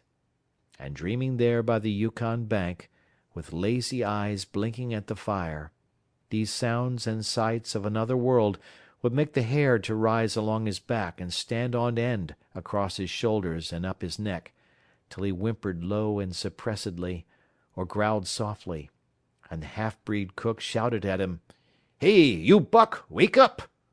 Whereupon the other world would vanish, and the real world come into his eyes, and he would get up and yawn and stretch as though he had been asleep. It was a hard trip, with the mail behind them, and the heavy work wore them down. They were short of weight and in poor condition when they made Dawson, and should have had a 10 days' or a week's rest at least. But in 2 days' time they dropped down the Yukon bank from the barracks, loaded with letters for the outside. The dogs were tired, the drivers grumbling, and to make matters worse, it snowed every day. This meant a soft trail, greater friction on the runners, and heavier pulling for the dogs. Yet the drivers were fair through it all, and did their best for the animals. Each night the dogs were attended to first. They ate before the drivers ate, and no man sought his sleeping robe till he had seen to the feet of the dogs he drove. Still, their strength went down. Since the beginning of the winter they had traveled 1,800 miles, dragging sleds the whole weary distance, and 1,800 miles will tell upon life of the toughest. Buck stood it, keeping his mates up to their work and maintaining discipline, though he too was very tired. Billy cried and whimpered regularly in his sleep each night. Joe was sourer than ever, and Sol-leks was unapproachable, blind side or other side. But it was Dave who suffered most of all. Something had gone wrong with him. He became more morose and irritable, and when camp was pitched at once made his nest, where his driver fed him. Once out of the harness and down, he did not get on his feet again till harness-up time in the morning. Sometimes, in the traces, when jerked by a sudden stoppage of the sled, or by straining to start it, he would cry out with pain. The driver examined him, but could find nothing. All the drivers became interested in his case. They talked it over at meal-time, and over their last pipes before going to bed, and one night they held a consultation. He was brought from his nest to the fire, and was pressed and prodded till he cried out many times. Something was wrong inside, but they could locate no broken bones, could not make it out. By the time Cassiar Bar was reached he was so weak that he was falling repeatedly in the traces. The Scotch half-breed called a halt and took him out of the team, making the next dog, Sol-leks, fast to the sled. His intention was to rest Dave, letting him run free behind the sled. Sick as he was, Dave resented being taken out, grunting and growling while the traces were unfastened, and whimpering broken-heartedly when he saw Sol-leks in the position he had held and served so long. For the pride of trace and trail was his, and, sick unto death, he could not bear that another dog should do his work. When the sled started, he floundered in the soft snow alongside the beaten trail, attacking Sol-leks with his teeth, rushing against him and trying to thrust him off into the soft snow on the other side, striving to leap inside his traces and get between him and the sled, and all the while whining and yelping and crying with grief and pain. The half-breed tried to drive him away with the whip, but he paid no heed to the stinging lash, and the man had not the heart to strike harder. Dave refused to run quietly on the trail behind the sled, where the going was easy, but continued to flounder alongside in the soft snow, where the going was most difficult, till exhausted. Then he fell, and lay where he fell, howling lugubriously as the long train of sleds churned by. With the last remnant of his strength he managed to stagger along behind till the train made another stop, when he floundered past the sleds to his own, where he stood alongside Sol-leks. His driver lingered a moment to get a light for his pipe from the man behind. Then he returned and started his dogs. They swung out on the trail with remarkable lack of exertion, turned their heads uneasily, and stopped in surprise. The driver was surprised too. The sled had not moved. He called his comrades to witness the sight. Dave had bitten through both of Sol-leks's traces and was standing directly in front of the sled in his proper place. He pleaded with his eyes to remain there. The driver was perplexed. His comrades talked of how a dog could break its heart through being denied the work that killed it, and recalled instances they had known, where dogs, too old for the toil, or injured, had died because they were cut out of the traces. Also, they held it a mercy, since Dave was to die anyway, that he should die in the traces, heart easy and content. So he was harnessed in again, and proudly he pulled as of old, though more than once he cried out involuntarily from the bite of his inward hurt. Several times he fell down and was dragged in the traces, and once the sled ran upon him so that he limped thereafter in one of his hind legs. But he held out till camp was reached, when his driver made a place for him by the fire. Morning found him too weak to travel. At harness-up time he tried to crawl to his driver. By convulsive efforts he got on his feet, staggered, and fell. Then he wormed his way forward slowly toward where the harnesses were being put on his mates. He would advance his forelegs, and drag up his body with a sort of hitching movement, when he would advance his forelegs and hitch ahead again for a few more inches. His strength left him, and the last his mates saw of him, he lay gasping in the snow and yearning toward them. But they could hear him mournfully howling till they had passed out of sight behind a belt of river timber. Here the train was halted. The Scotch half-breed slowly retraced his steps to the camp they had left. The men ceased talking. A revolver shot rang out. The men came back hurriedly. The whips snapped, the bells tinkled merrily, the sleds churned along the trail. But Buck knew, and every dog knew, what had taken place behind the belt of river trees. End of Chapter 4. Chapter 5. The Toil of Trace and Trail. 30 days from the time it left Dawson, the saltwater mail, with Buck and his mates at the fore, arrived at Skagway. They were in a wretched state, worn out and worn down. Buck's 140 pounds had dwindled to 115. The rest of his mates, though lighter dogs, had relatively lost more weight than he. Pike, the malingerer, who, in his lifetime of deceit, had often successfully feigned a hurt leg, was now limping in earnest. Sol-leks was limping, and Dub was suffering from a wrenched shoulder blade. They were all terribly footsore. No spring or rebound was left in them. Their feet fell heavily on the trail, jarring their bodies and doubling the fatigue of a day's travel. There was nothing the matter with them except that they were dead tired. It was not the dead tiredness that comes through brief and excessive effort, from which recovery is a matter of hours, but it was the dead tiredness that comes through the slow and prolonged strength drainage of months of toil. There was no power of recuperation left, no reserve strength to call upon. It had all been used, the last least bit of it. Every muscle, every fibre, every cell was tired, dead tired. And there was reason for it. In less than 5 months they had traveled 2,500 miles, during the last 1,800 of which they had but 5 days' rest. When they arrived at Skagway they were apparently on their last legs. They could barely keep the traces taut, and on the downgrades just managed to keep out of the way of the sled. "Mush on, poor sore feets," the driver encouraged them as they tottered down the main street of Skagway. "Dis is de lass. Den we get one long rest, eh? For sure. One bully long rest."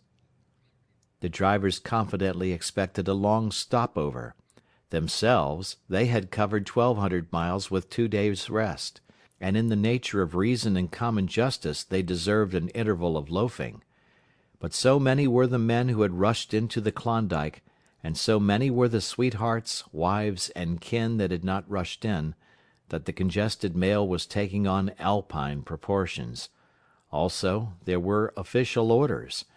Fresh batches of Hudson Bay dogs were to take the places of those worthless for the trail. The worthless ones were to be got rid of, and since dogs count for little against dollars, they were to be sold. 3 days passed, by which time Buck and his mates found how really tired and weak they were. Then, on the morning of the 4th day, 2 men from the States came along and bought them, harness and all, for a song. The men addressed each other as Hal and Charles. Charles was a middle-aged, lightish-colored man, with weak and watery eyes and a mustache that twisted fiercely and vigorously up, giving the lie to the limply drooping lip it concealed.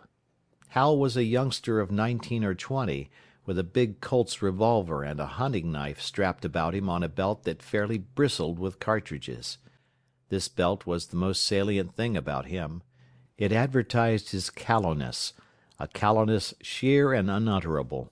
Both men were manifestly out of place, and why such as they should adventure the north is part of the mystery of things that passes understanding. Buck heard the chaffering, saw the money pass between the man and the government agent, and knew that the Scotch half-breed and the mail-train drivers were passing out of his life on the heels of Perrault and Francois and the others who had gone before. When driven with his mates to the new owner's camp, Buck saw a slipshod and slovenly affair, tent half stretched, dishes unwashed, everything in disorder. Also, he saw a woman. Mercedes, the men called her. She was Charles's wife and Hal's sister. A nice family party. Buck watched them apprehensively as they proceeded to take down the tent and load the sled. There was a great deal of effort about their manner, but no business-like method.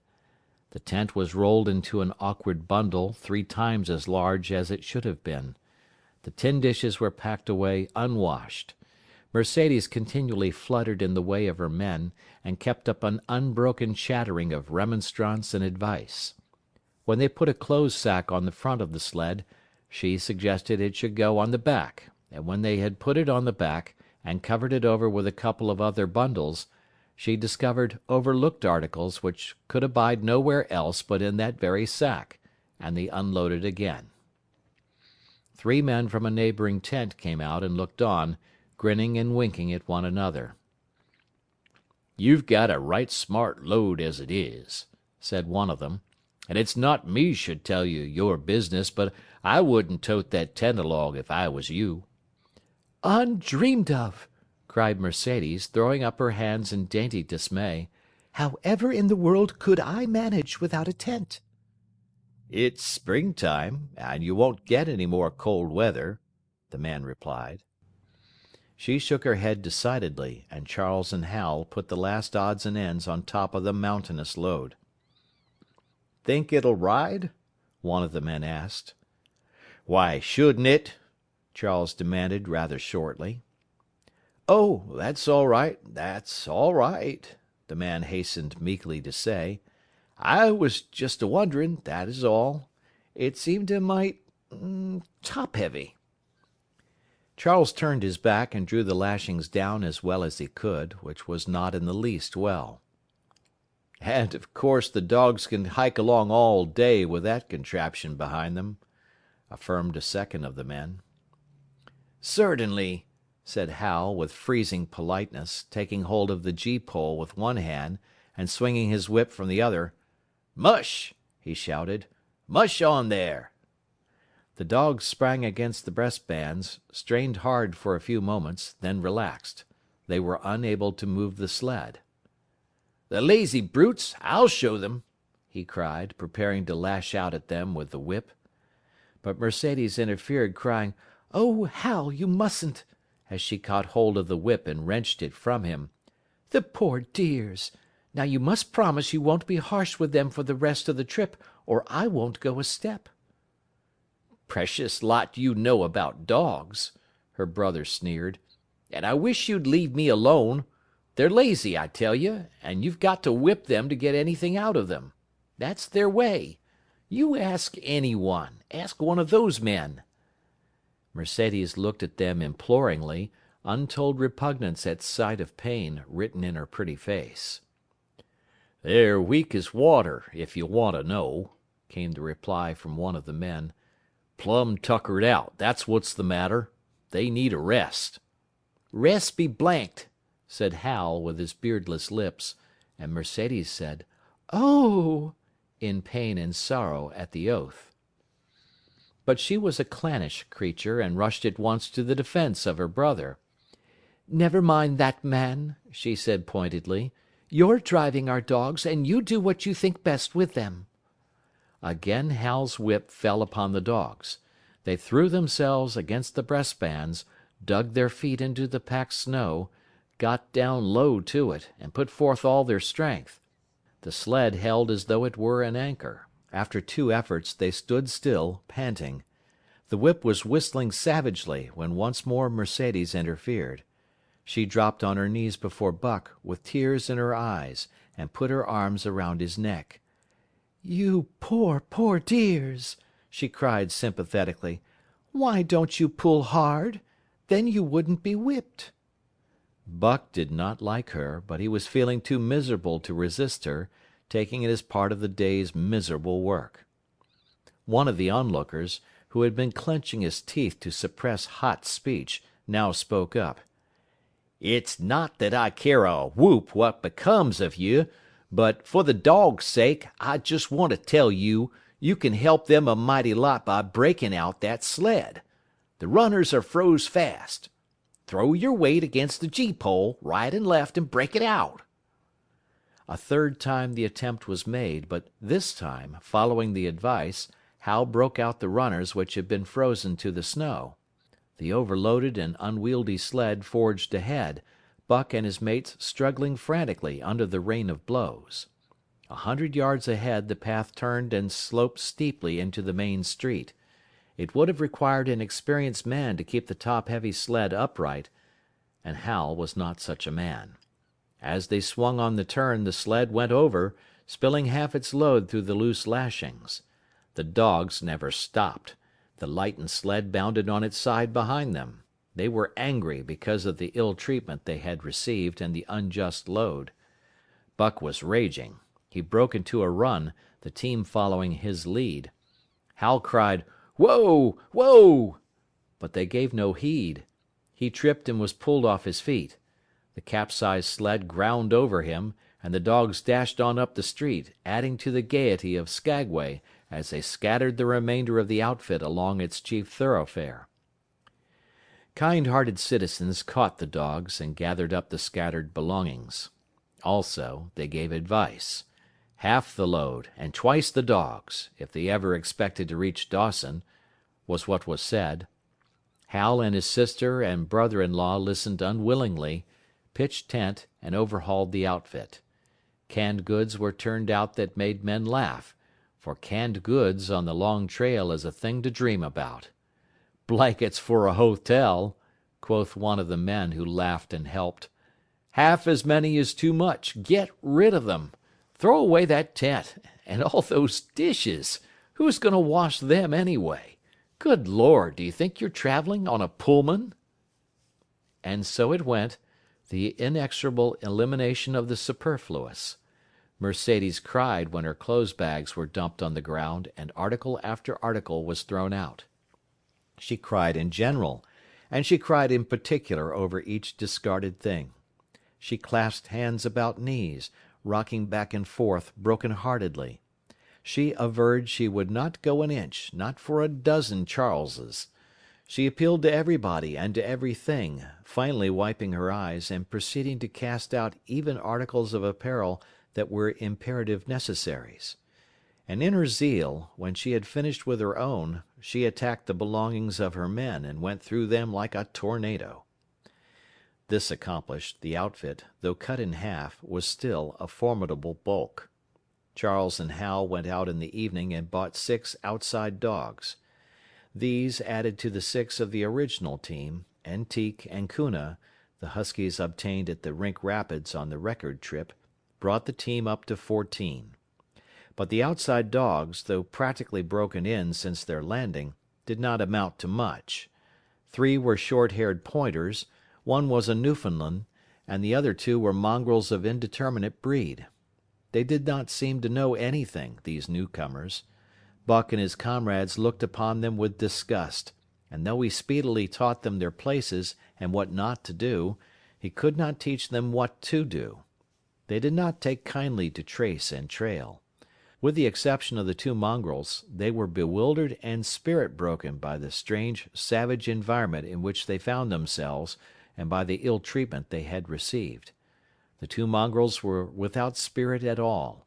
Bones were the only things breakable about them.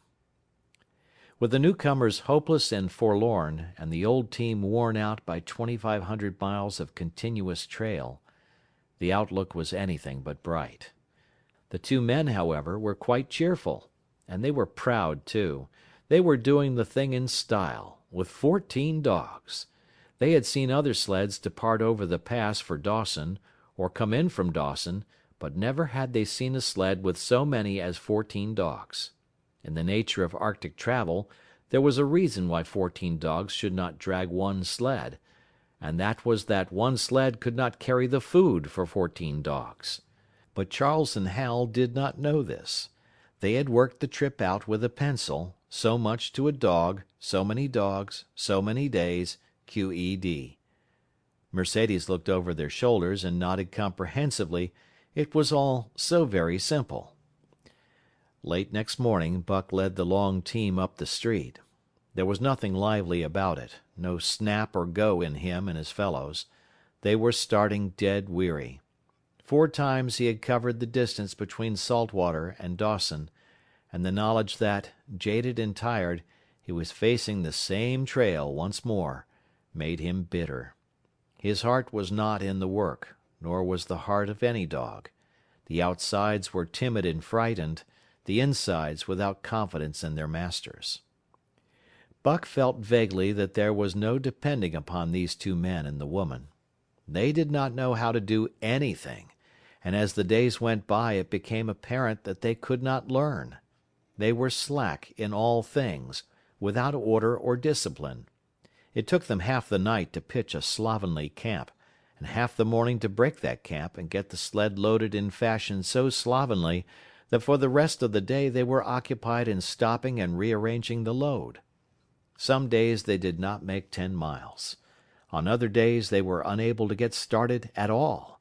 And on no day did they succeed in making more than half the distance used by the men as a basis in their dog food computation.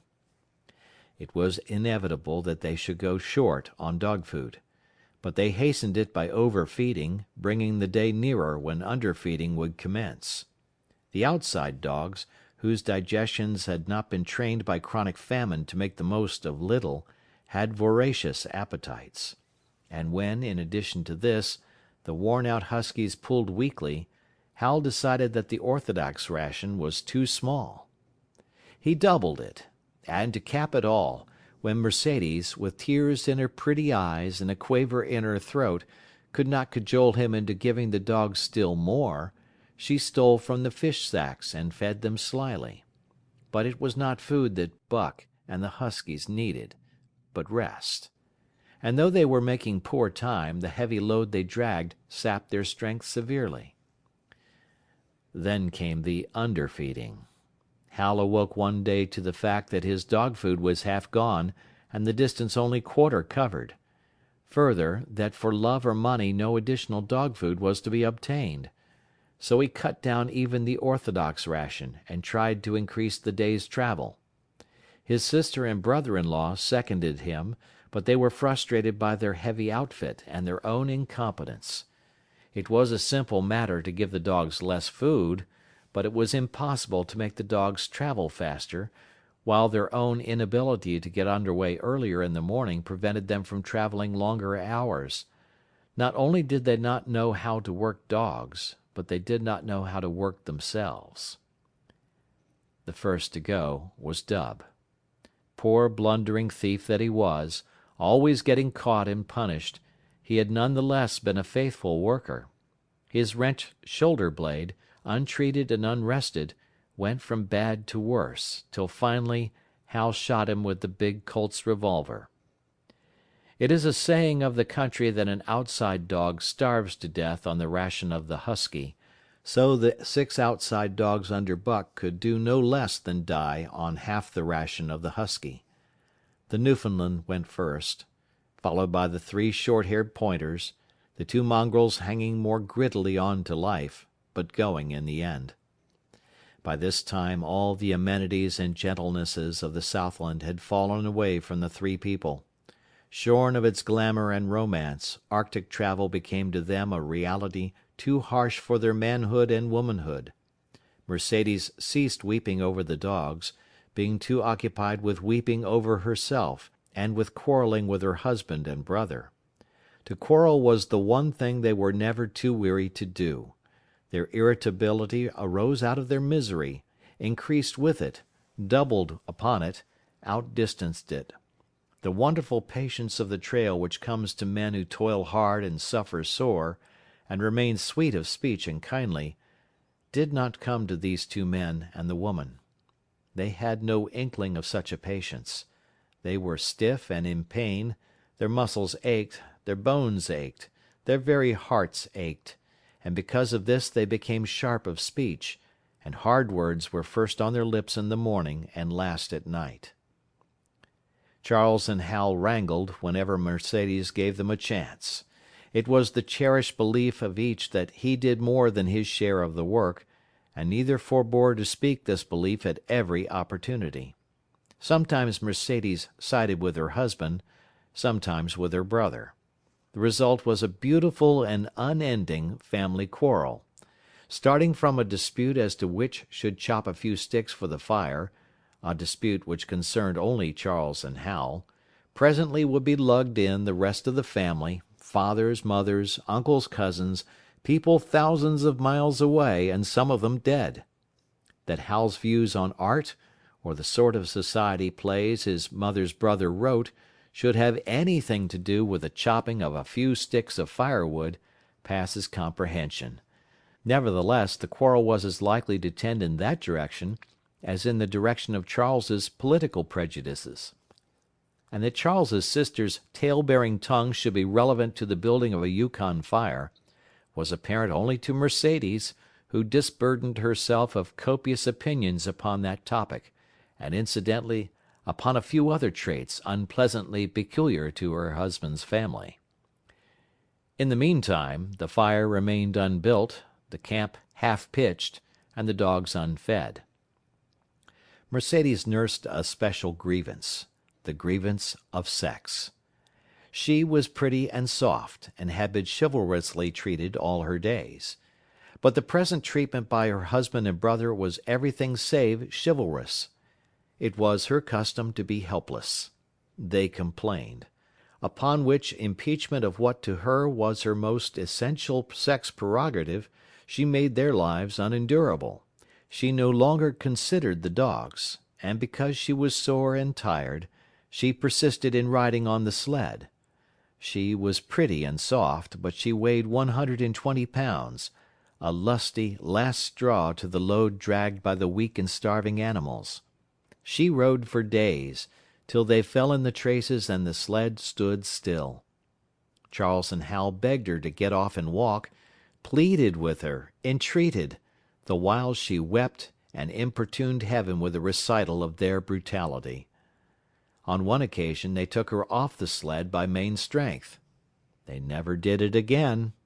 She let her legs go limp like a spoiled child and sat down on the trail. They went on their way, but she did not move. After they had traveled 3 miles, they unloaded the sled, came back for her, and by main strength put her on the sled again. In the excess of their own misery they were callous to the suffering of their animals. Hal's theory, which he practiced on others, was that one must get hardened. He had started out preaching it to his sister and brother-in-law. Failing there, he hammered it into the dogs with a club.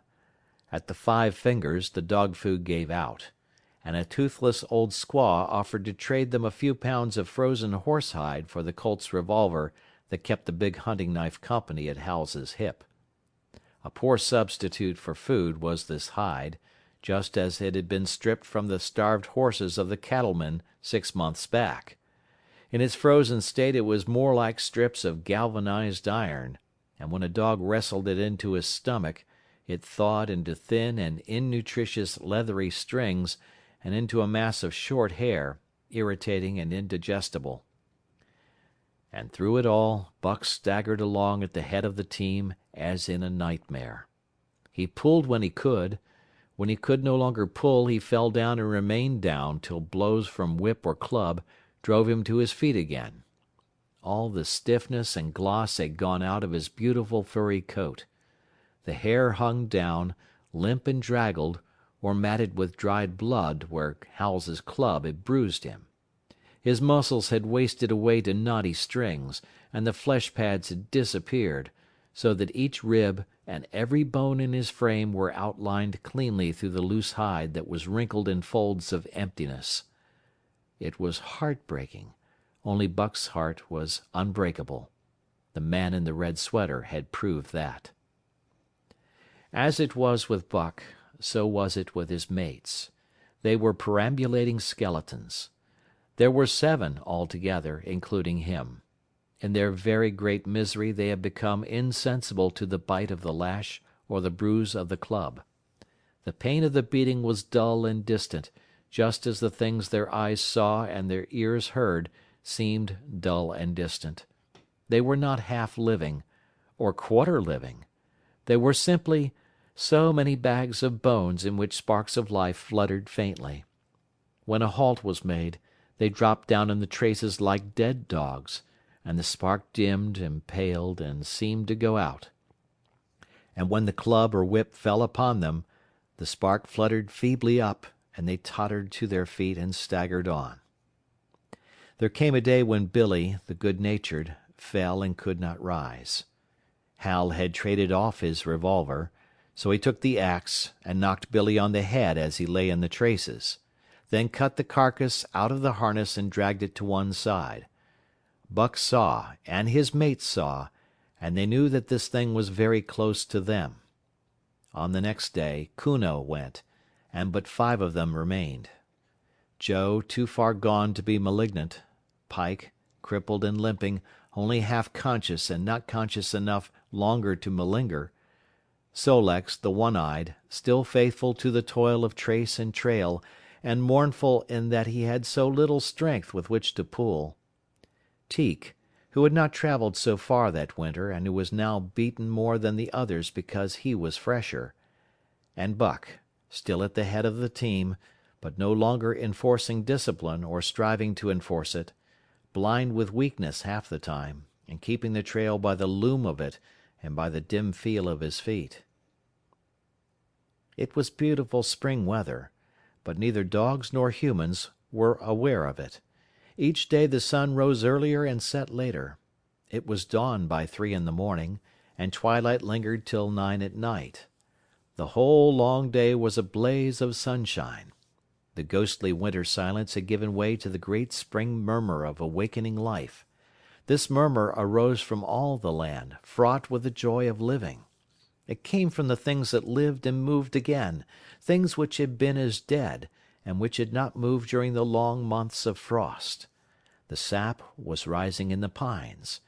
The willows and the aspens were bursting out in young buds. Shrubs and vines were putting on fresh garbs of green. Crickets sang in the nights, and in the days all manner of creeping, crawling things rustled forth into the sun. Partridges and woodpeckers were booming and knocking in the forest. Squirrels were chattering, birds singing, and overhead honked the wildfowl driving up from the south in cunning wedges that split the air. From every hill slope came the trickle of running water, the music of unseen fountains. All things were thawing, bending, snapping. The Yukon was straining to break loose the ice that bound it down. It ate away from beneath, the sun ate from above. Air holes formed, fissures sprang and spread apart, while thin sections of ice fell through bodily into the river. And amid all this bursting, rending, throbbing of awakening life, under the blazing sun and through the soft sighing breezes, like wayfarers to death, staggered the two men, the woman, and the huskies. With the dogs falling, Mercedes weeping and riding, Hal swearing innocuously, and Charles's eyes wistfully watering, they staggered into John Thornton's camp at the mouth of White River. When they halted, the dogs dropped down as though they had all been struck dead. Mercedes dried her eyes and looked at John Thornton. Charles sat down on a log to rest. He sat down very slowly and painstakingly, what of his great stiffness. Hal did the talking. John Thornton was whittling the last touches on an axe handle he had made from a stick of birch.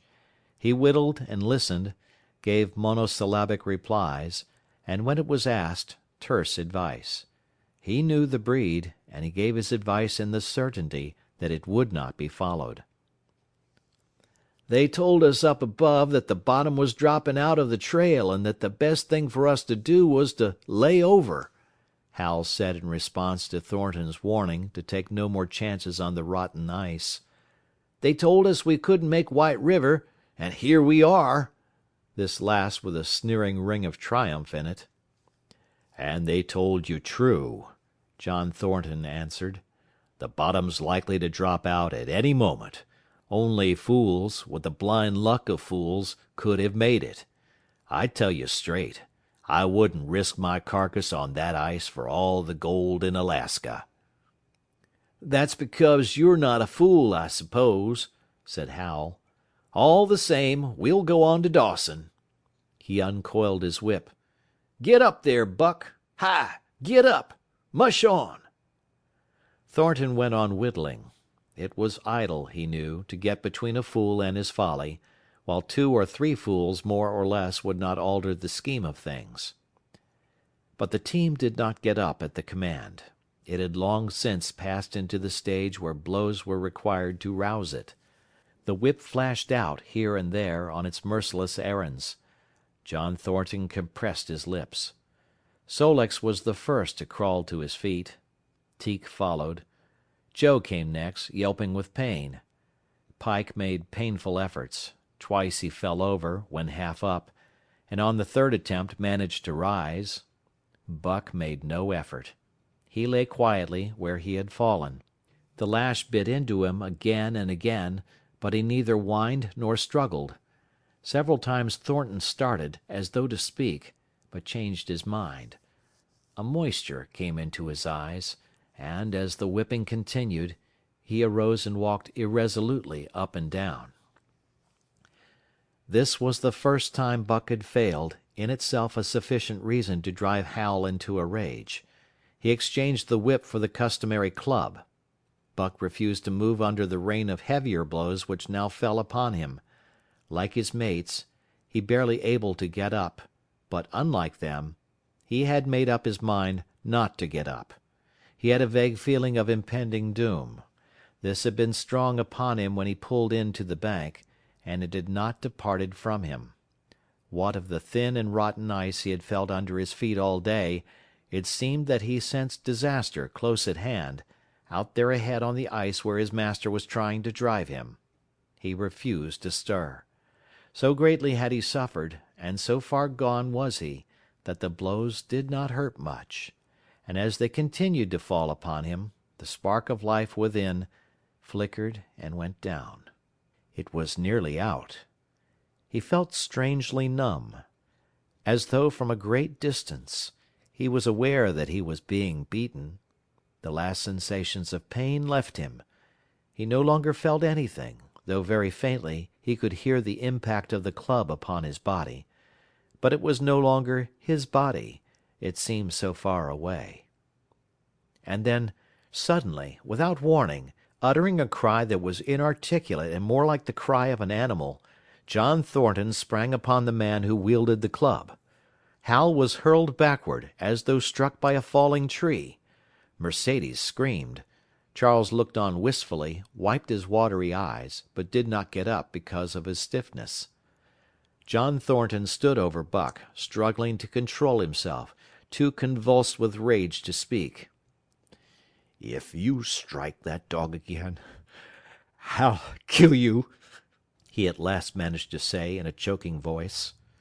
"It's my dog," Hal replied, wiping the blood from his mouth as he came back. "Get out of my way, or I'll fix you. I'm going to Dawson." Thornton stood between him and Buck, and evinced no intention of getting out of the way. Hal drew his long hunting knife. Mercedes screamed, cried, laughed, and manifested the chaotic abandonment of hysteria.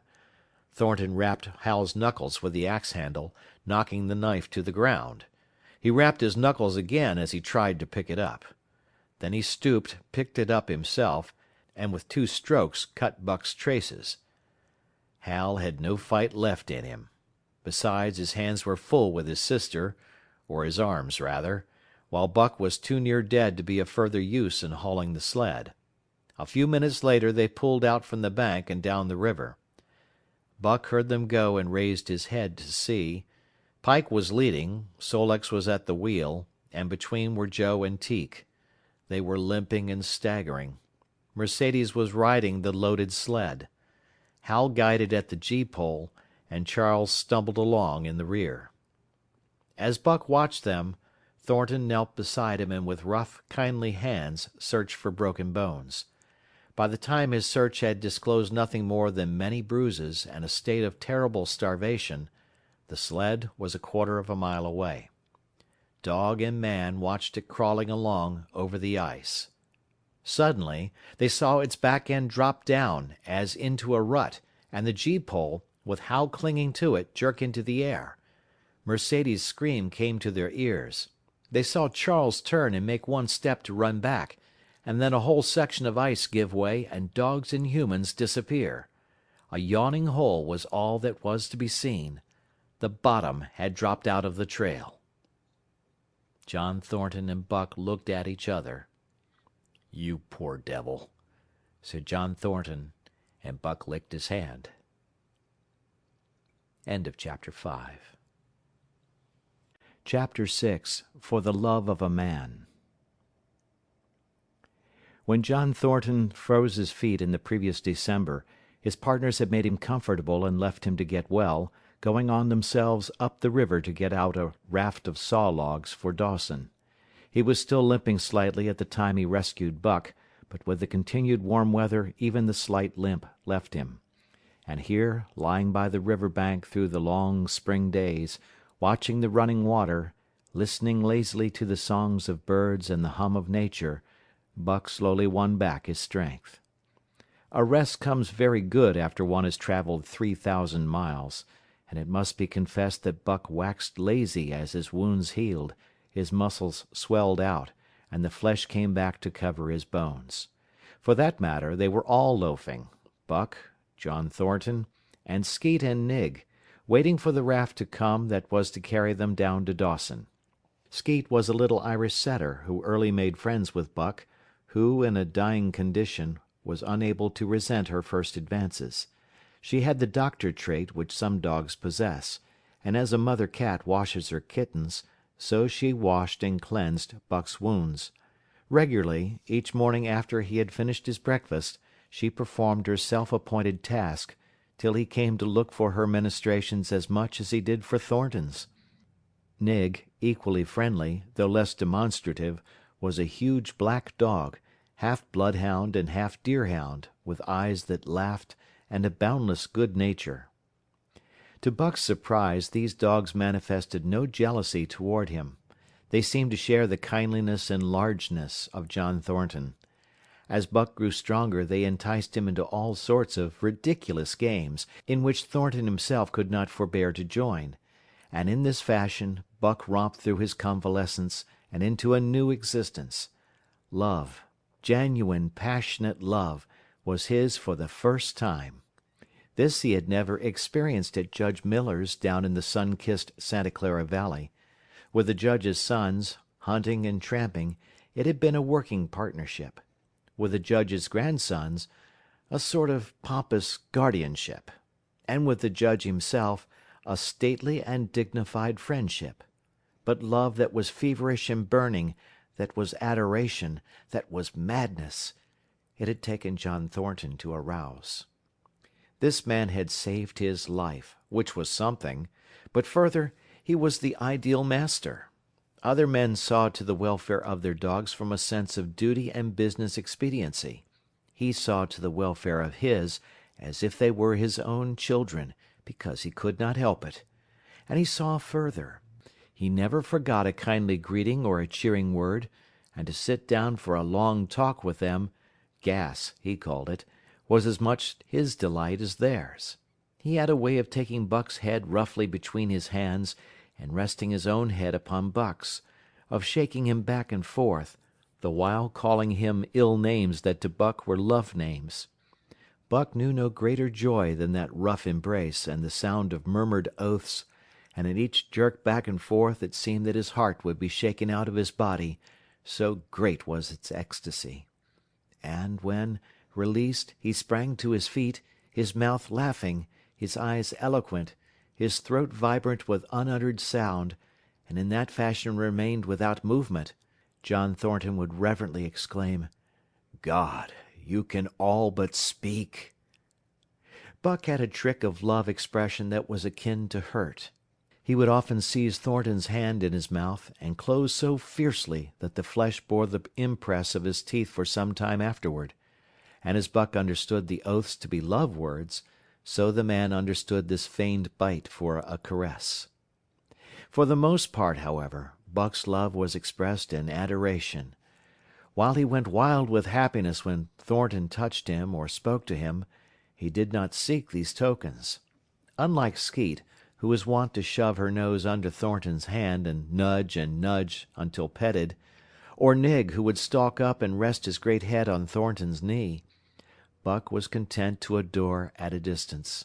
He would lie by the hour, eager, alert, at Thornton's feet, looking up into his face, dwelling upon it, studying it, following with keenest interest each fleeting expression, every movement or change of feature.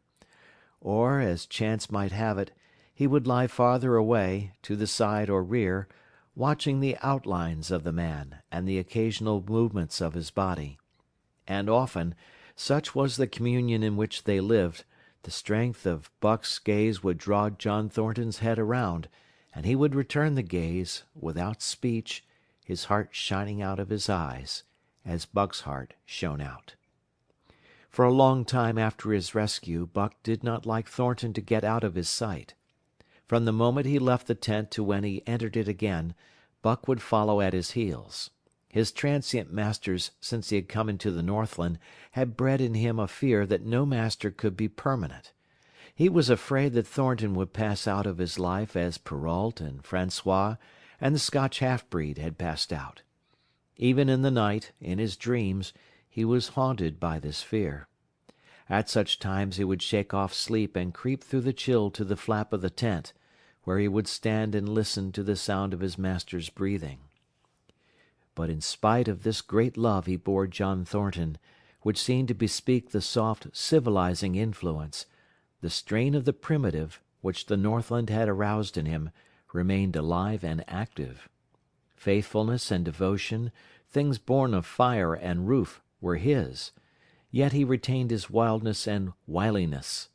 He was a thing of the wild, come in from the wild to sit by John Thornton's fire, rather than a dog of the soft Southland stamped with the marks of generations of civilization. Because of his very great love, he could not steal from this man, but from any other man, in any other camp, he did not hesitate an instant, while the cunning with which he stole enabled him to escape detection. His face and body were scored by the teeth of many dogs, and he fought as fiercely as ever and more shrewdly. Skeet and Nig were too good-natured for quarrelling. Besides, they belonged to John Thornton. But the strange dog, no matter what the breed or valor, swiftly acknowledged Buck's supremacy, or found himself struggling for life with a terrible antagonist. And Buck was merciless. He had learned well the law of club and fang, and he never forwent an advantage or drew back from a foe he had started on the way to death. He had lessoned from Spitz, and from the chief fighting dogs of the police and mail, and knew there was no middle course. He must master or be mastered, while to show mercy was a weakness. Mercy did not exist in the primordial life. It was misunderstood for fear, and such misunderstandings made for death. Kill or be killed, eat or be eaten, was the law, and this mandate, down out of the depths of time, he obeyed. He was older than the days he had seen and the breaths he had drawn. He linked the past with the present, and the eternity behind him throbbed through him in a mighty rhythm to which he swayed as the tides and seasons swayed. He sat by John Thornton's fire, a broad-breasted dog, white-fanged and long-furred, but behind him were the shades of all manner of dogs, half-wolves and wild wolves, urgent and prompting, tasting the savour of the meat he ate, thirsting for the water he drank, scenting the wind with him, listening with him, and telling him the sounds made by the wild life in the forest, dictating his moods, directing his actions, lying down to sleep with him when he lay down, and dreaming with him and beyond him, and becoming themselves the stuff of his dreams. So peremptorily did these shades beckon him that each day mankind and the claims of mankind slipped farther from him. Deep in the forest a call was sounding, and as often as he heard this call, mysteriously thrilling and luring, he felt compelled to turn his back upon the fire and the beaten earth around it, and to plunge into the forest, and on, he knew not where or why, nor did he wonder where or why, the call sounding imperiously deep in the forest. But as often as he gained the soft unbroken earth and the green shade, the love for John Thornton drew him back to the fire again. Thornton alone held him. The rest of mankind was as nothing. Chance travellers might praise or pet him, but he was cold under it all, and from a too demonstrative man he would get up and walk away. When Thornton's partners, Hans and Pete, arrived on the long-expected raft, Buck refused to notice them till he learned they were close to Thornton. After that, he tolerated them in a passive sort of way, accepting favours from them as though he favoured them by accepting. They were of the same large type as Thornton, living close to the earth, thinking simply and seeing clearly, and ere they swung the raft into the big eddy by the sawmill at Dawson, they understood Buck and his ways, and did not insist upon an intimacy such as obtained with Skeet and Nig. For Thornton, however, his love seemed to grow and grow. He, alone among men, could put a pack upon Buck's back in the summer travelling. Nothing was too great for Buck to do when Thornton commanded.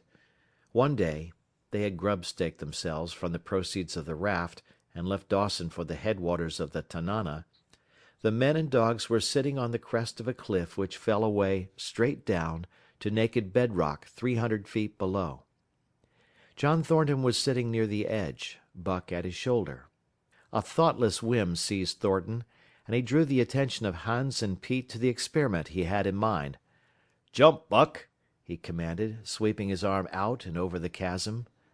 The next instant he was grappling with Buck on the extreme edge, while Hans and Pete were dragging them back into safety. "It's uncanny," Pete said after it was over, and they had caught their speech. Thornton shook his head.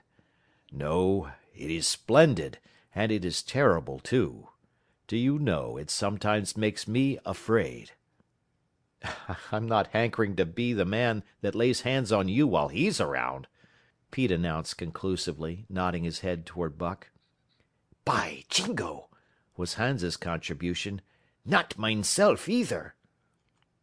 It was at Circle City, ere the year was out, that Pete's apprehensions were realized. Black Burton, a man evil-tempered and malicious, had been picking a quarrel with a tenderfoot at the bar, when Thornton stepped good-naturedly between. Buck, as was his custom, was lying in a corner, head on paws, watching his master's every action. Burton struck out without warning straight from the shoulder.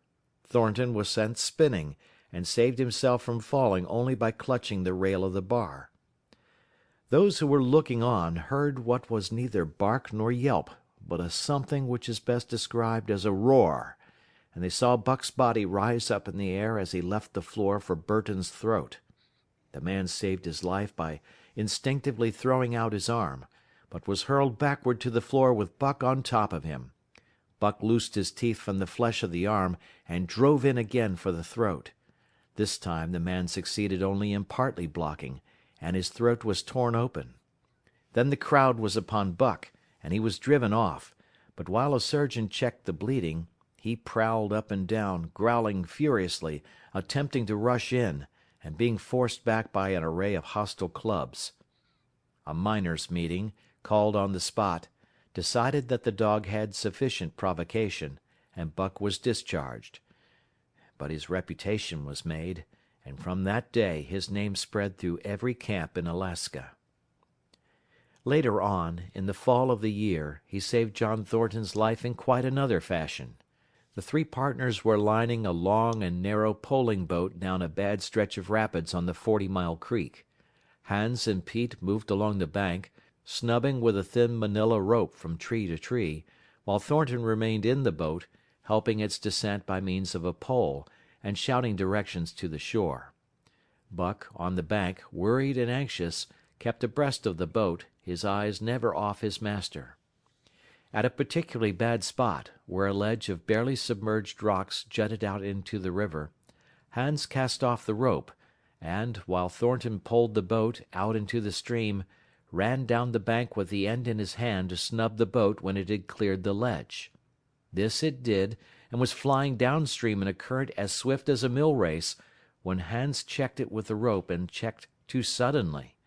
The boat flirted over and snubbed into the bank bottom up, while Thornton, flung sheer out of it, was carried downstream toward the worst part of the rapids, a stretch of wild water in which no swimmer could live. Buck had sprung in on the instant, and at the end of 300 yards, amid a mad swirl of water, he overhauled Thornton. When he felt him grasp his tail, Buck headed for the bank, swimming with all his splendid strength. But the progress shoreward was slow, the progress downstream amazingly rapid. From below came the fatal roaring where the wild current went wilder and was rent in shreds and spray by the rocks which thrust through like the teeth of an enormous comb. The suck of the water as it took the beginning of the last steep pitch was frightful, and Thornton knew that the shore was impossible. He scraped furiously over a rock, bruised across a second, and struck a third with crushing force. He clutched its slippery top with both hands, releasing Buck, and above the roar of the churning water shouted, "Go, Buck, go!" Buck could not hold his own, and swept on downstream, struggling desperately, but unable to win back. When he heard Thornton's command repeated, he partly reared out of the water, throwing his head high, as though for a last look, then turned obediently toward the bank. He swam powerfully, and was dragged ashore by Pete and Hans at the very point where swimming ceased to be possible, and destruction began. They knew that the time a man could cling to a slippery rock in the face of that driving current was a matter of minutes, and they ran as fast as they could up the bank to a point far above where Thornton was hanging on. They attached the line with which they had been snubbing the boat to Buck's neck and shoulders, being careful that it should neither strangle him nor impede his swimming, and launched him into the stream. He struck out boldly, but not straight enough into the stream. He discovered the mistake too late, when Thornton was abreast of him, and a bare half-dozen strokes away while he was being carried helplessly past. Hans promptly snubbed with the rope, as though Buck were a boat. The rope thus tightening on him in the sweep of the current, he was jerked under the surface, and under the surface he remained till his body struck against the bank and he was hauled out. He was half drowned, and Hans and Pete threw themselves upon him, pounding the breath into him and the water out of him. He staggered to his feet and fell down. The faint sound of Thornton's voice came to them, and though they could not make out the words of it, they knew that he was in his extremity. His master's voice acted on Buck like an electric shock. He sprang to his feet and ran up the bank ahead of the men to the point of his previous departure. Again the rope was attached and he was launched, and again he struck out, but this time straight into the stream. He had miscalculated once, but he would not be guilty of it a second time. Hans paid out the rope, permitting no slack, while Pete kept it clear of coils. Buck held on till he was on a line straight above Thornton, then he turned, and with the speed of an express train headed down upon him. Thornton saw him coming, and as Buck struck him like a battering ram, with the whole force of the current behind him, he reached up and closed with both arms around the shaggy neck. Hans snubbed the rope around the tree, and Buck and Thornton were jerked under the water. Strangling, suffocating, sometimes one uppermost and sometimes the other, dragging over the jagged bottom, smashing against rocks and snags, they veered into the bank. Thornton came to, belly downward and being violently propelled back and forth across a drift log by Hans and Pete. His first glance was for Buck, over whose limp and apparently lifeless body Nig was setting up a howl, while Skeet was licking the wet face and closed eyes. Thornton was himself bruised and battered, and he went carefully over Buck's body, when he had been brought around, finding 3 broken ribs. "That settles it," he announced. "We camp right here." And camp they did, till Buck's ribs knitted and he was able to travel. That winter, at Dawson, Buck performed another exploit, not so heroic perhaps, but one that put his name many notches higher on the totem pole of Alaskan fame. This exploit was particularly gratifying to the 3 men, for they stood in need of the outfit which it furnished, and was enabled to make a long-desired trip into the Virgin East, where miners had not yet appeared. It was brought about by a conversation in the El Dorado saloon, in which men waxed boastful of their favorite dogs. Buck, because of his record, was the target for these men, and Thornton was driven stoutly to defend him. At the end of half an hour one man stated that his dog could start a sled with 500 pounds and walk off with it. A second bragged 600 for his dog, and a third 700. "Pooh, pooh," said John Thornton. "Buck can start 1,000 pounds." "And break it out? And walk off with it for 100 yards?" demanded Matthewson, a bonanza king, he of the 700 vaunt. "And break it out, and walk off with it for 100 yards," John Thornton said coolly. "Well," Matthewson said, slowly and deliberately, so that all could hear, "I've got $1,000 that says he can't, and there it is." So saying, he slammed a sack of gold dust of the size of a Bologna sausage down upon the bar. Nobody spoke. Thornton's bluff, if bluff it was, had been called. He could feel a flush of warm blood creeping up his face. His tongue had tricked him. He did not know whether Buck could start 1,000 pounds. 1/2 a ton! The enormousness of it appalled him. He had great faith in Buck's strength, and had often thought him capable of starting such a load. But never, as now, had he faced the possibility of it, the eyes of a dozen men fixed upon him, silent and waiting. Further, he had no $1,000, nor had Hans or Pete. "I've got a sled standing outside now, with 20 50-pound sacks of flour on it," Matthewson went on with brutal directness, "so don't let that hinder you." Thornton did not reply. He did not know what to say. He glanced from face to face in the absent way of a man who has lost the power of thought, and is seeking somewhere to find the thing that will start it going again. The face of Jim O'Brien, a Mastodon king and old-time comrade, caught his eyes. It was as a cue to him, seeming to rouse him to do what he would never have dreamed of doing. "Can you lend me 1,000?" he asked, almost in a whisper. "Sure," answered O'Brien, thumping down a plethoric sack by the side of Matthewson's. "Though it's little faith I'm having, John, that the beast can do the trick. The El Dorado emptied its occupants into the street to see the test. The tables were deserted, and the dealers and gamekeepers came forth to see the outcome of the wager and to lay odds. Several hundred men, furred and mittened, banked around the sled within easy distance.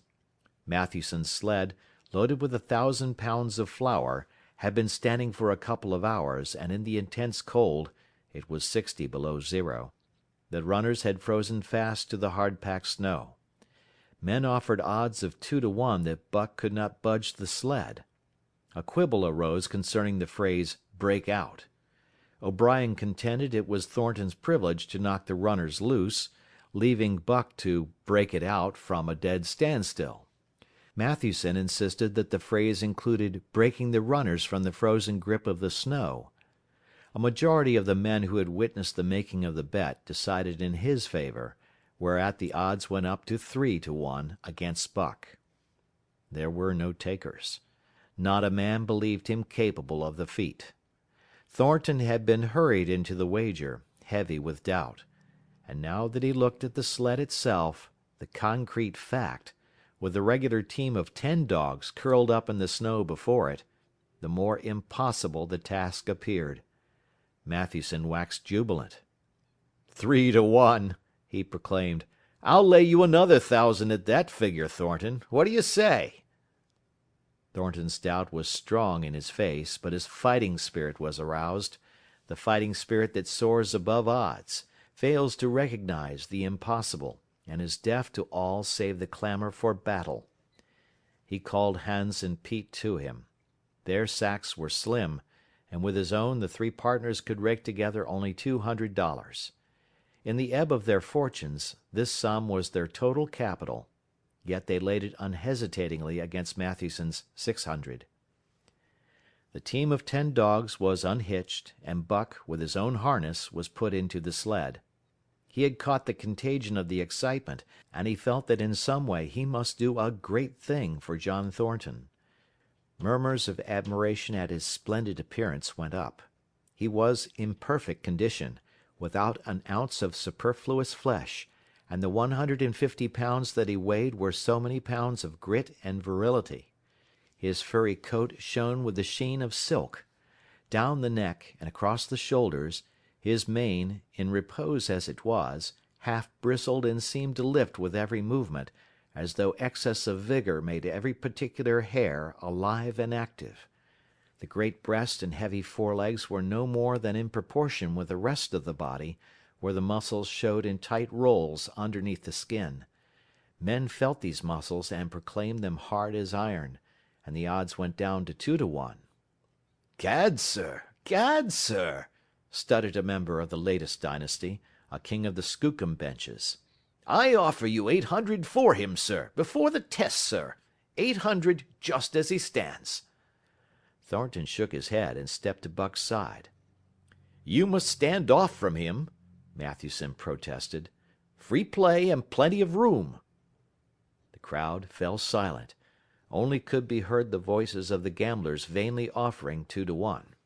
Everybody acknowledged Buck a magnificent animal, but 20 50-pound sacks of flour bulked too large in their eyes for them to loosen their pouch strings. Thornton knelt down by Buck's side. He took his head in his 2 hands and rested cheek on cheek. He did not playfully shake him, as was his wont, or murmur soft love curses, but he whispered in his ear. "As you love me, Buck, as you love me," was what he whispered. Buck whined with suppressed eagerness. The crowd was watching curiously. The affair was growing mysterious. It seemed like a conjuration. As Thornton got to his feet, Buck seized his mittened hand between his jaws, pressing him with his teeth and releasing slowly, half reluctantly.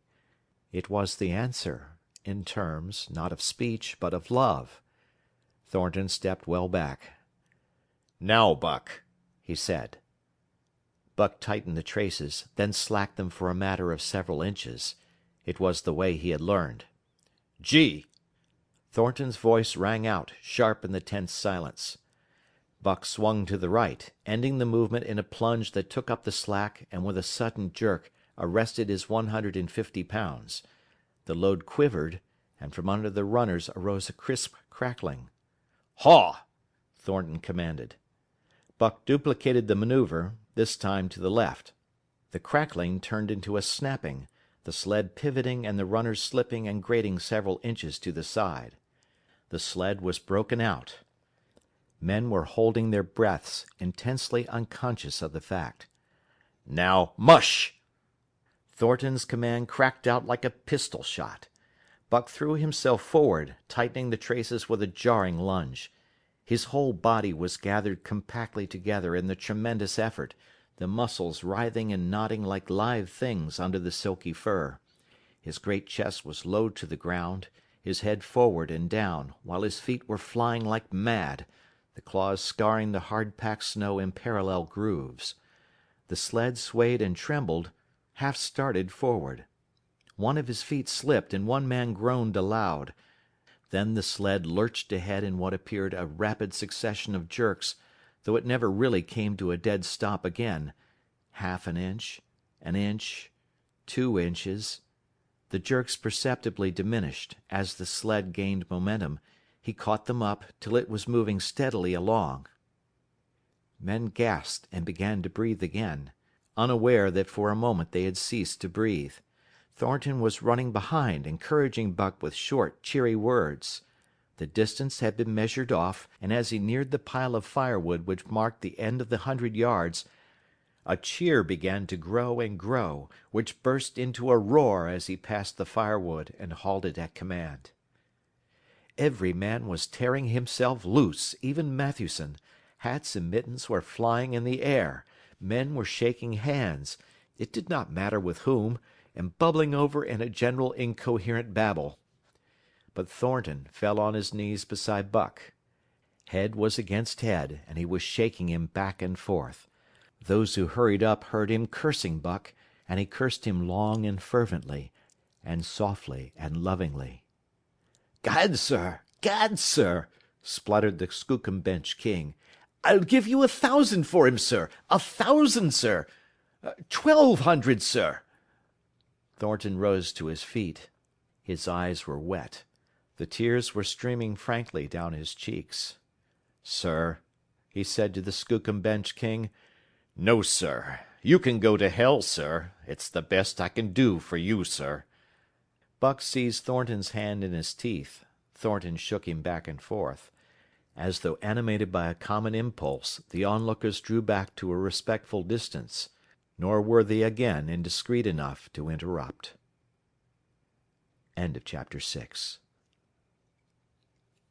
Chapter 7. The Sounding of the Call. When Buck earned $1,600 in 5 minutes for John Thornton, he made it possible for his master to pay off certain debts, and to journey with his partners into the East after a fabled lost mine, the history of which was as old as the history of the country. Many men had sought it, few had found it, and more than a few there were who had never returned from the quest. This lost mine was steeped in tragedy and shrouded in mystery. No one knew of the first man. The oldest tradition stopped before it got back to him. From the beginning there had been an ancient and ramshackle cabin. Dying men had sworn to it, and to the mine the site of which it marked, clinching their testimony with nuggets that were unlike any known grade of gold in the Northland. But no living man had looted this treasure house, and the dead were dead. Wherefore John Thornton and Pete and Hans, with Buck and half a dozen other dogs, faced into the east on an unknown trail to achieve where men and dogs as good as themselves had failed. They sledded 70 miles up the Yukon, swung to the left into the Stewart River, passed the Mayo and the McQuestion, and held on until the Stewart itself became a streamlet, threading the upstanding peaks which marked the backbone of the continent. John Thornton asked little of man or nature. He was unafraid of the wild. With a handful of salt and a rifle, he could plunge into the wilderness and fare wherever he pleased and as long as he pleased. Being in no haste, Indian fashion, he hunted his dinner in the course of the day's travel, and if he failed to find it, like the Indian, he kept on traveling, secure in the knowledge that sooner or later he would come to it. So, on this great journey into the East, straight meat was the bill of fare, ammunition and tools principally made up the load on the sled, and the time card was drawn upon the limitless future. To Buck it was boundless delight, this hunting, fishing, and indefinite wandering through strange places. For weeks at a time they would hold on steadily, day after day, and for weeks upon end they would camp, here and there, the dogs loafing and the men burning holes through frozen muck and gravel, and washing countless pans of dirt by the heat of the fire. Sometimes they went hungry, sometimes they feasted riotously, all according to the abundance of game and the fortune of hunting. Summer arrived, and dogs and men packed on their backs, rafted across blue mountain lakes, and descended or ascended unknown rivers in slender boats whipsawed from the standing forest. The months came and went, and back and forth they twisted through the uncharted vastness, where no men were, and yet where men had been, if the lost cabin were true. They went across divides in summer blizzards, shivered under the midnight sun on naked mountains between the timberline and the eternal snows, dropped into summer valleys amid swarming gnats and flies, and in the shadows of glaciers picked strawberries and flowers as ripe and fair as any the Southland could boast. In the fall of the year they penetrated a weird lake country, sad and silent, where wildfowl had been, but where then there was no life nor sign of life, only the blowing of chill winds, the forming of ice in sheltered places, and the melancholy rippling of waves on lonely beaches. And through another winter they wandered on the obliterated trails of men who had gone before. Once they came upon a path blazed through the forest, an ancient path, and the lost cabin seemed very near. But the path began nowhere and ended nowhere, and it remained mystery, as the man who made it and the reason he made it remained mystery. Another time they chanced upon the time-graven wreckage of a hunting lodge, and amid the shreds of rotted blankets, John Thornton found a long-barreled flintlock. He knew it for a Hudson Bay Company gun of the young days in the Northwest, when such a gun was worth its height in beaver skins packed flat. And that was all. No hint as to the man who in an early day had reared the lodge and left the gun among the blankets. Spring came on once more, and at the end of all their wandering they found, not the lost cabin, but a shallow placer in a broad valley where the gold showed like yellow butter across the bottom of the washing pan. They sought no farther. Each day they worked earned them thousands of dollars in clean dust and nuggets, and they worked every day. The gold was sacked in moose-hide bags, 50 pounds to the bag, and piled like so much firewood outside the Spruce Bough Lodge. Like giants they toiled, days flashing on the heels of days, like dreams as they heaped the treasure up. There was nothing for the dogs to do, save the hauling in of meat now and again that Thornton killed, and Buck spent long hours musing by the fire. The vision of the short-legged hairy man came to him more frequently, now that there was little work to be done, and often, blinking by the fire, Buck wandered with him in that other world which he remembered. The salient thing of this other world seemed fear. When he watched the hairy man sleeping by the fire, head between his knees and hands clasped above, Buck saw that he slept restlessly, with many starts and awakenings, at which times he would peer fearfully into the darkness and fling more wood upon the fire. Did they walk by the beach of a sea, where the hairy man gathered shellfish and ate them as he gathered, it was with eyes that roved everywhere for hidden danger, and with legs prepared to run like the wind at its first appearance. Through the forest they crept noiselessly, Buck at the hairy man's heels, and they were alert and vigilant, the pair of them, ears twitching and moving and nostrils quivering, for the man heard and smelled as keenly as Buck.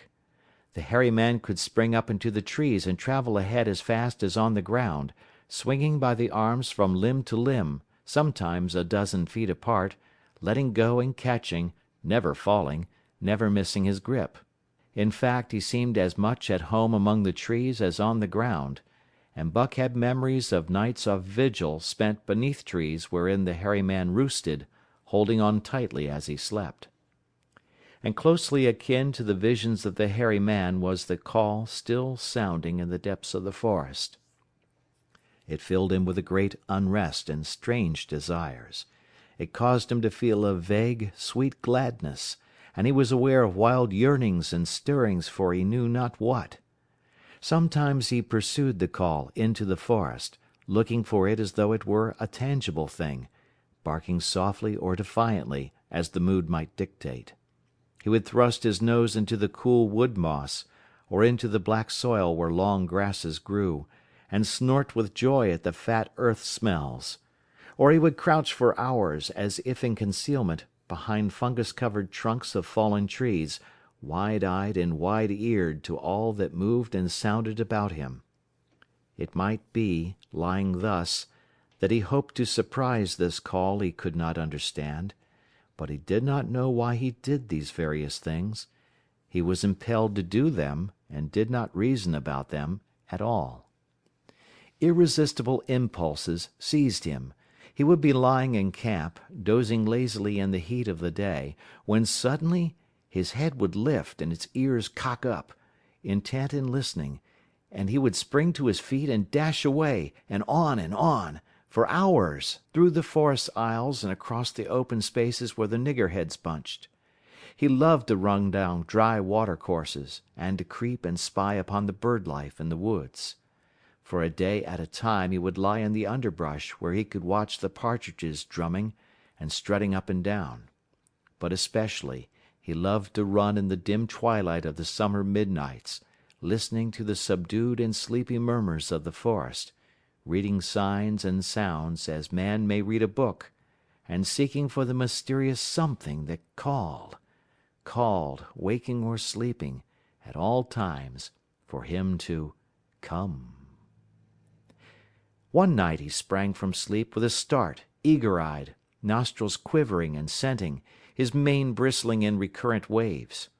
From the forest came the call, or one note of it, for the call was many-noted, distinct and definite as never before, a long-drawn howl, like, yet unlike, any noise made by husky dog. And he knew it, in the old familiar way, as a sound heard before. He sprang through the sleeping camp and in swift silence dashed through the woods. As he drew closer to the cry he went more slowly, with caution in every movement, till he came to an open place among the trees, and looking out saw, erect on haunches, with nose pointed to the sky, a long, lean timber wolf. He had made no noise, yet it ceased from its howling and tried to sense his presence. Buck stalked into the open, half crouching, body gathered compactly together, tail straight and stiff, feet falling with unwonted care. Every movement advertised commingled threatening and overture of friendliness.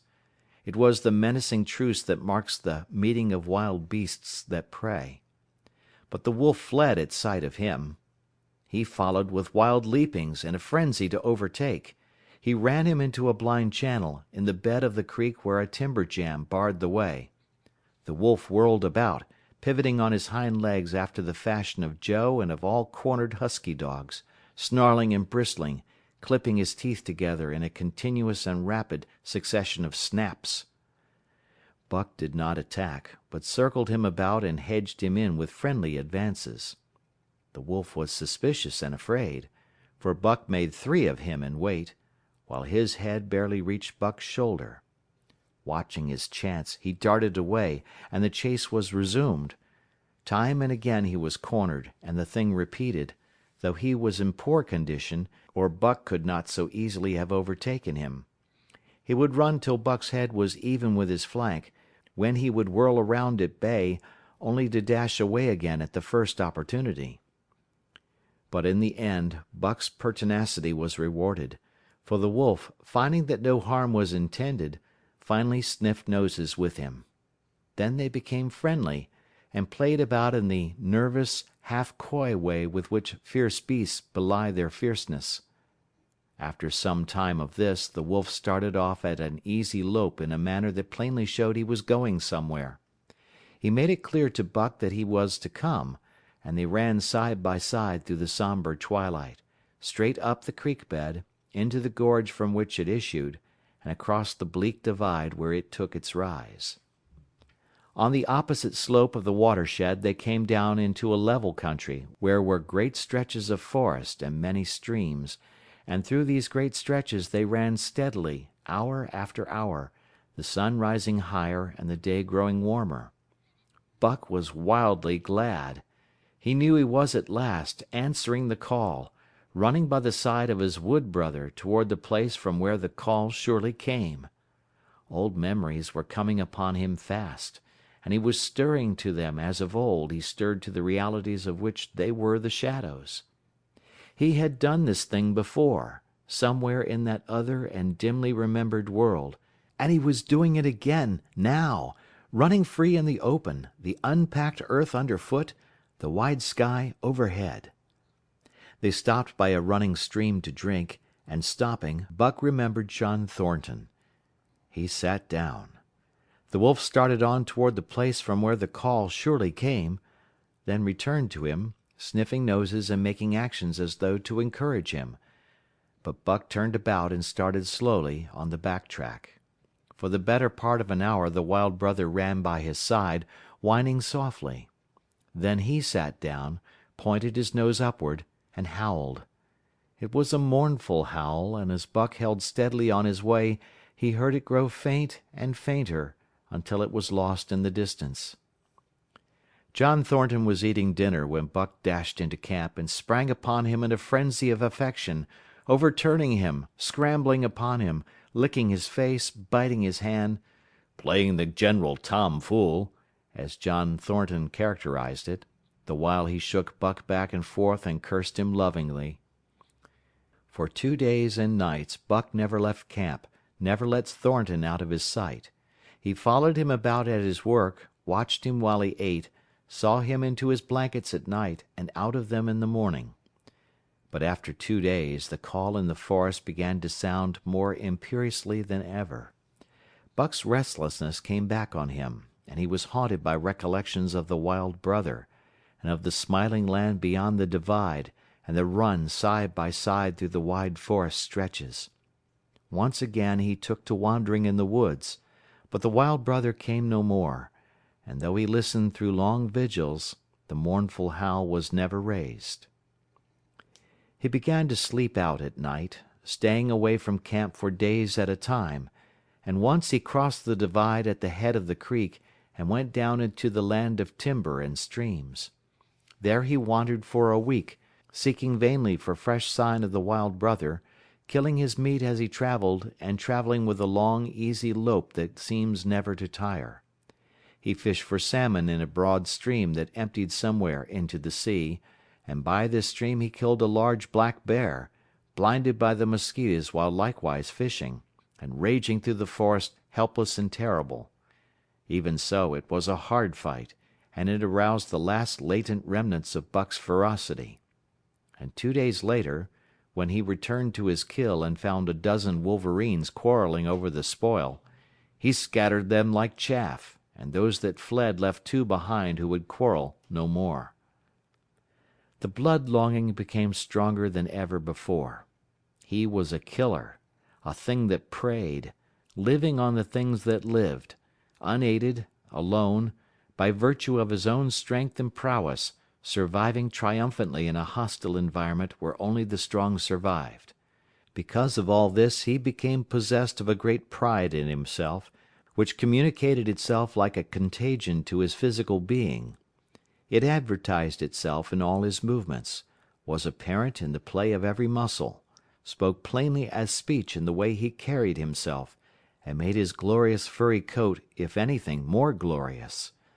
But for the stray brown on his muzzle and above his eyes, and the splash of white hair that ran midmost down his chest, he might well have been mistaken for a gigantic wolf, larger than the largest of the breed. From his St. Bernard father he had inherited size and weight, but it was his shepherd mother who had given shape to that size and weight. His muzzle was the long wolf muzzle, save that was larger than the muzzle of any wolf, and his head, somewhat broader, was the wolf head on a massive scale. His cunning was wolf cunning and wild cunning. His intelligence, shepherd intelligence and St. Bernard intelligence. And all this, plus an experience gained in the fiercest of schools, made him as formidable creature as any that intelligence roamed the wild.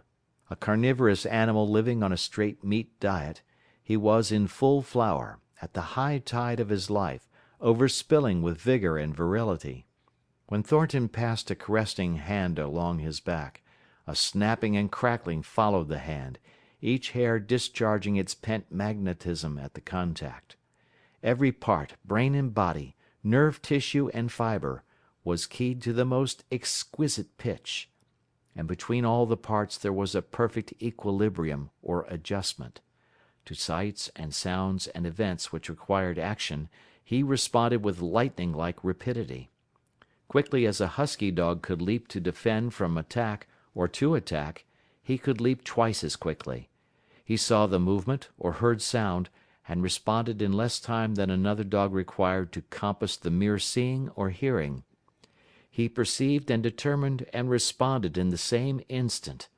In point of fact, the three actions of perceiving, determining, and responding were sequential, but so infinitesimal were the intervals of time between them, that they appeared simultaneous. His muscles were surcharged with vitality, and snapped into play sharply, like steel springs. Life streamed through him in a splendid flood, glad and rampant, until it seemed that it would burst him asunder in sheer ecstasy, and pour forth generously over the world.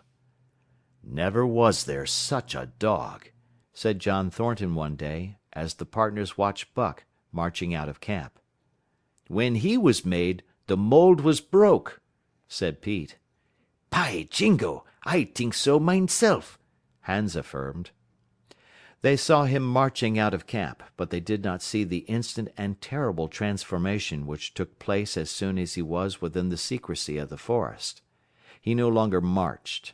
At once he became a thing of the wild, stealing along softly, cat-footed, a passing shadow that appeared and disappeared among the shadows. He knew how to take advantage of every cover, to crawl on his belly like a snake, and like a snake to leap and strike.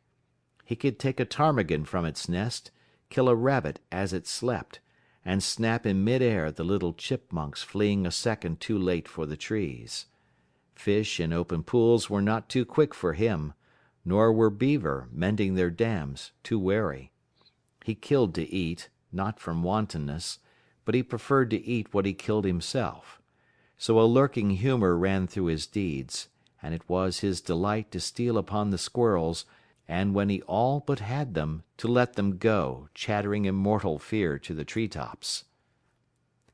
As the fall of the year came on, the moose appeared in greater abundance, moving slowly down to meet the winter in the lower and less rigorous valleys. Buck had already dragged down a stray part-grown calf, but he wished strongly for larger and more formidable quarry, and he came upon it one day on the divide at the head of the creek. A band of 20 moose had crossed over from the land of streams and timber, and chief among them was a great bull. He was in a savage temper, and standing over 6 feet from the ground, was as formidable an antagonist as even Buck could desire. Back and forth the bull tossed his great palmated antlers, branching to 14 points, and embracing 7 feet within the tips. His small eyes burned with a vicious and bitter light, while he roared with fury at sight of Buck.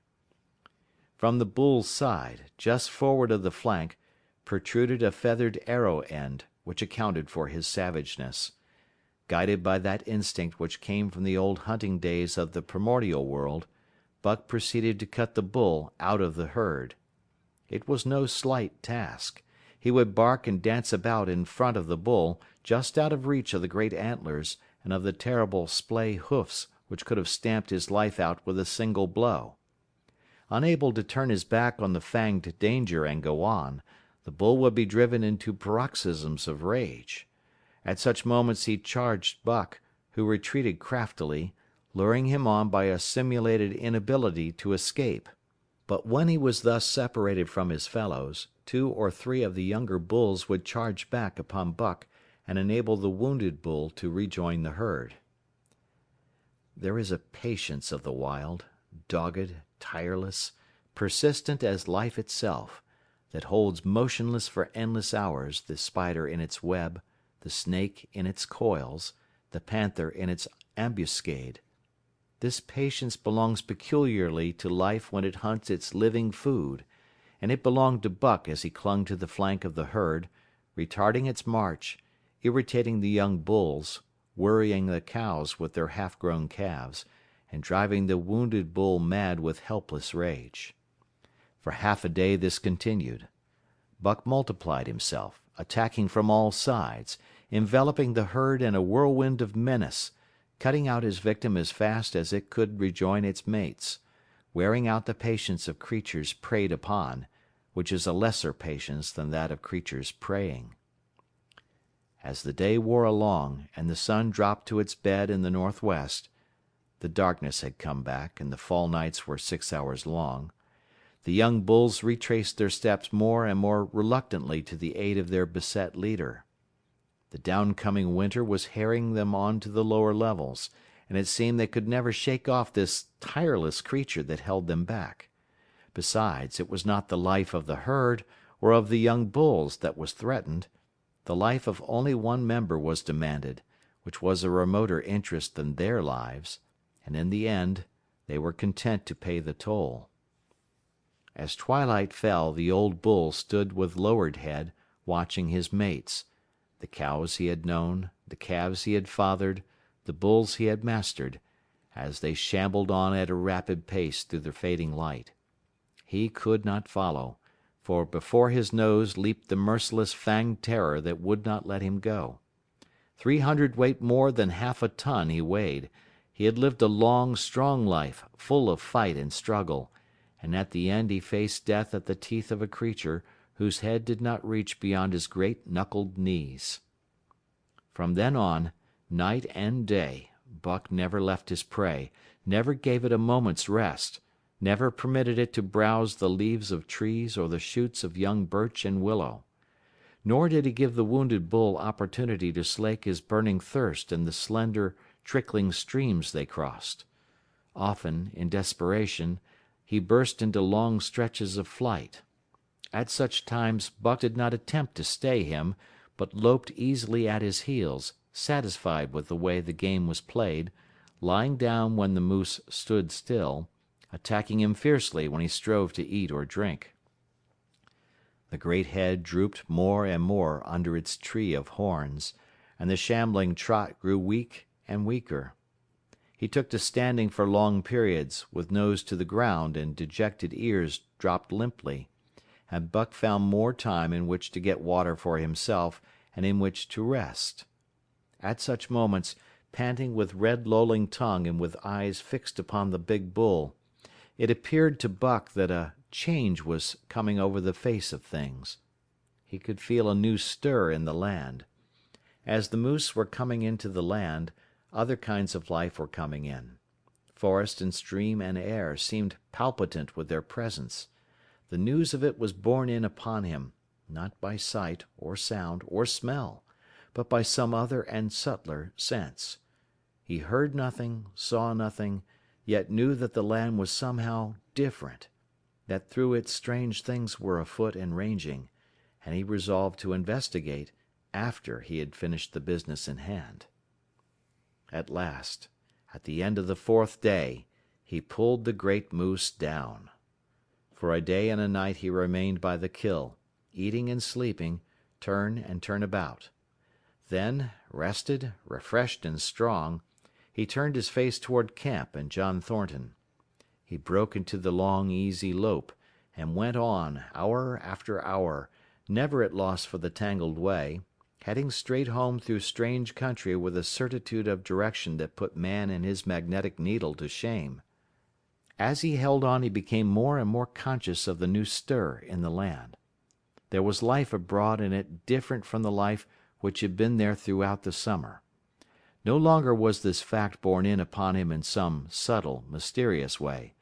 The birds talked of it, the squirrels chattered about it, the very breeze whispered of it.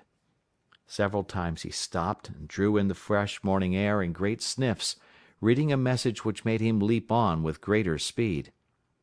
He was oppressed with a sense of calamity happening, if it were not calamity already happened, and as he crossed the last watershed and dropped down into the valley toward camp, he proceeded with greater caution. 3 miles away he came upon a fresh trail that sent his neck hair rippling and bristling. It led straight toward camp and John Thornton. Buck hurried on, swiftly and stealthily, every nerve straining and tense, alert to the multitudinous details which told a story, all but the end. His nose gave him a varying description of the passage of the life on the heels of which he was traveling. He remarked the pregnant silence of the forest. The bird life had flitted. The squirrels were in hiding. One only he saw, a sleek, gray fellow, flattened against a gray, dead limb so that he seemed a part of it, a woody excrescence upon the wood itself. As Buck slid along with the obscureness of a gliding shadow, his nose was jerked suddenly to the side as though a positive force had gripped and pulled it. He followed the new scent into a thicket and found Nig. He was lying on his side, dead where he had dragged himself, an arrow protruding, head and feathers, from either side of his body. 100 yards farther on, Buck came upon one of the sled dogs Thornton had bought in Dawson. This dog was thrashing about in a death struggle, directly on the trail, and Buck passed around him without stopping. From the camp came the faint sounds of many voices, rising and falling in a sing-song chant. Bellying forward to the edge of the clearing, he found Hans, lying on his face, feathered with arrows like a porcupine. At the same instant Buck peered out where the spruce bough lodge had been and saw what made his hair leap straight up on his neck and shoulders. A gust of overpowering rage swept over him. He did not know that he growled, but he growled aloud with a terrible ferocity. For the last time in his life he allowed passion to usurp cunning and reason, and it was because of his great love for John Thornton that he lost his head. The Yeehats were dancing about the wreckage of the Spruce Bough Lodge when they heard a fearful roaring and saw rushing upon them an animal the like of which they had never seen before. It was Buck, a live hurricane of fury, hurling himself upon them in a frenzy to destroy. He sprang at the foremost man, it was the chief of the Yeehats, ripping the throat wide open till the rent jugular spouted a fountain of blood. He did not pause to worry the victim, but ripped in passing, with the next bound tearing wide the throat of a second man. There was no withstanding him. He plunged about in their very midst, tearing, rending, destroying, in constant and terrific motion which defied the arrows they discharged at him. In fact, so inconceivably rapid were his movements, and so closely were the Indians tangled together, that they shot one another with the arrows, and one young hunter, hurling a spear at Buck in mid-air, drove it through the chest of another hunter with such force that the point broke through the skin of the back and stood out beyond. Then a panic seized the Yeehats, and they fled in terror to the woods, proclaiming as they fled the advent of the evil spirit. And truly Buck was the fiend incarnate, raging at their heels and dragging them down like deer as they raced through the trees. It was a fateful day for the Yeehats. They scattered far and wide over the country, and it was not till a week later that the last of the survivors gathered together in a lower valley and counted their losses. As for Buck, wearying of the pursuit, he returned to the desolated camp. He found Pete where he had been killed in his blankets in the first moment of surprise. Thornton's desperate struggle was fresh written on the earth, and Buck scented every detail of it down to the edge of a deep pool. By the edge, head and 4 feet in the water, lay Skeet, faithful to the last. The pool itself, muddy and discolored from the sluice boxes, effectually hid what it contained, and it contained John Thornton, for Buck followed his trace into the water, from which no trace led away. All day Buck brooded by the pool or roamed restlessly about the camp. Death, as a cessation of movement, as a passing out and away from the lives of the living, he knew, and he knew John Thornton was dead. It left a great void in him, somewhat akin to hunger, but a void which ached, and which food could not fill. At times, when he paused to contemplate the carcasses of the Yeehats, he forgot the pain of it, and at such times he was aware of a great pride in himself, a pride greater than any he had yet experienced. He had killed man, the noblest game of all, and he had killed in the face of the law of club and fang. He sniffed the bodies curiously. They had died so easily. It was harder to kill a husky dog than them. They were no match at all, were it not for their arrows and spears and clubs. Thenceforward he would be unafraid of them except when they bore in their hands their arrows, spears, and clubs. Night came on, and a full moon rose high over the trees into the sky, lighting the land till it lay bathed in ghostly day. And with the coming of the night, brooding and mourning by the pool, Buck became alive to a stirring of the new life in the forest other than that which the Yeehats had made. He stood up, listening and scenting. From far away drifted a faint, sharp yelp, followed by a chorus of similar sharp yelps. As the moments passed, the yelps grew closer and louder. Again Buck knew them as things heard in that other world which persisted in his memory. He walked to the center of the open space and listened. It was the call, the many-noted call, sounding more luringly and compellingly than ever before. And as never before, he was ready to obey. John Thornton was dead. The last tie was broken. Man and the claims of man no longer bound him. Hunting their living meat, as the Yeehats were hunting it, on the flanks of the migrating moose, the wolf pack had at last crossed over from the land of streams and timber and invaded Buck's valley. Into the clearing where the moonlight streamed they poured in a silvery flood, and in the center of the clearing stood Buck, motionless as a statue, waiting their coming. They were awed, so still and large he stood, and a moment's pause fell, till the boldest one leaped straight for him. Like a flash Buck struck, breaking the neck. Then he stood, without movement, as before, the stricken wolf rolling in agony behind him. 3 others tried it in sharp succession, and one after the other they drew back, streaming blood from slashed throats or shoulders. This was sufficient to fling the whole pack forward, pell-mell, crowded together, blocked and confused by its eagerness to pull down the prey. Buck's marvelous quickness and agility stood him in good stead. Pivoting on his hind legs, and snapping and gashing, he was everywhere at once, presenting a front which was apparently unbroken, so swiftly did he whirl and guard from side to side. But to prevent them from getting behind him, he was forced back, down past the pool and into the creek bed, till he brought up against a high gravel bank. He worked along to a right angle in the bank which the men had made in the course of mining, and in this angle he came to bay, protected on 3 sides and with nothing to do but face the front. And so well did he face it, that at the end of half an hour the wolves drew back discomfited. The tongues of all were out and lolling, the white fangs showing cruelly white in the moonlight. Some were lying down with heads raised and ears pricked forward, others stood on their feet, watching him, and still others were lapping water from the pool. One wolf, long and lean and gray, advanced cautiously, in a friendly manner, and Buck recognized the wild brother with whom he had run for a night and a day. He was whining softly, and, as Buck whined, they touched noses. Then an old wolf, gaunt and battle-scarred, came forward.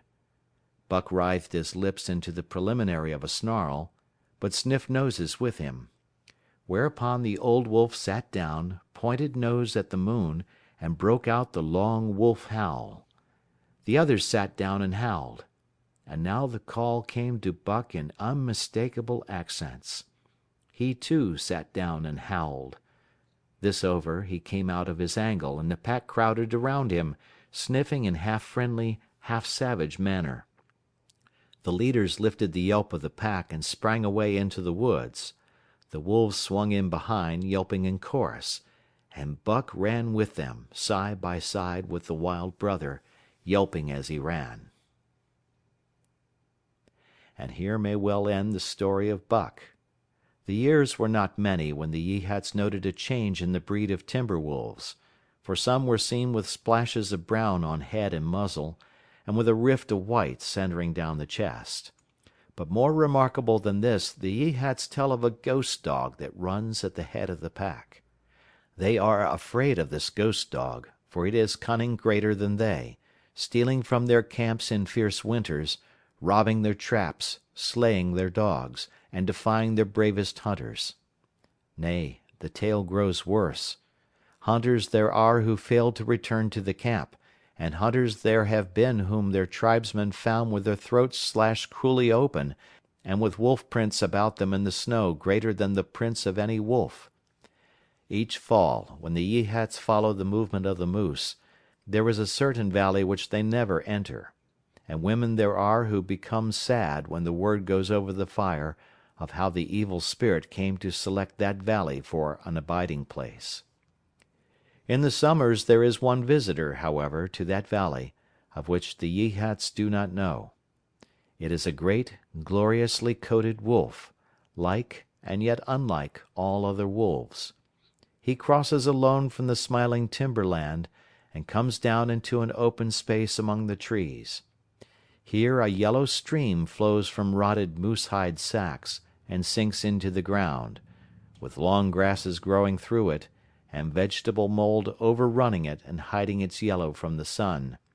And here he muses for a time, howling once, long and mournfully, ere he departs.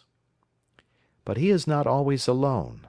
When the long winter nights come on and the wolves follow their meat into the lower valleys, he may be seen running at the head of the pack through the pale moonlight or glimmering borealis, leaping gigantic above his fellows, his great throat a-bellow as he sings a song of the younger world, which is the song of the pack. End of chapter 7. End of book. Thank you for listening.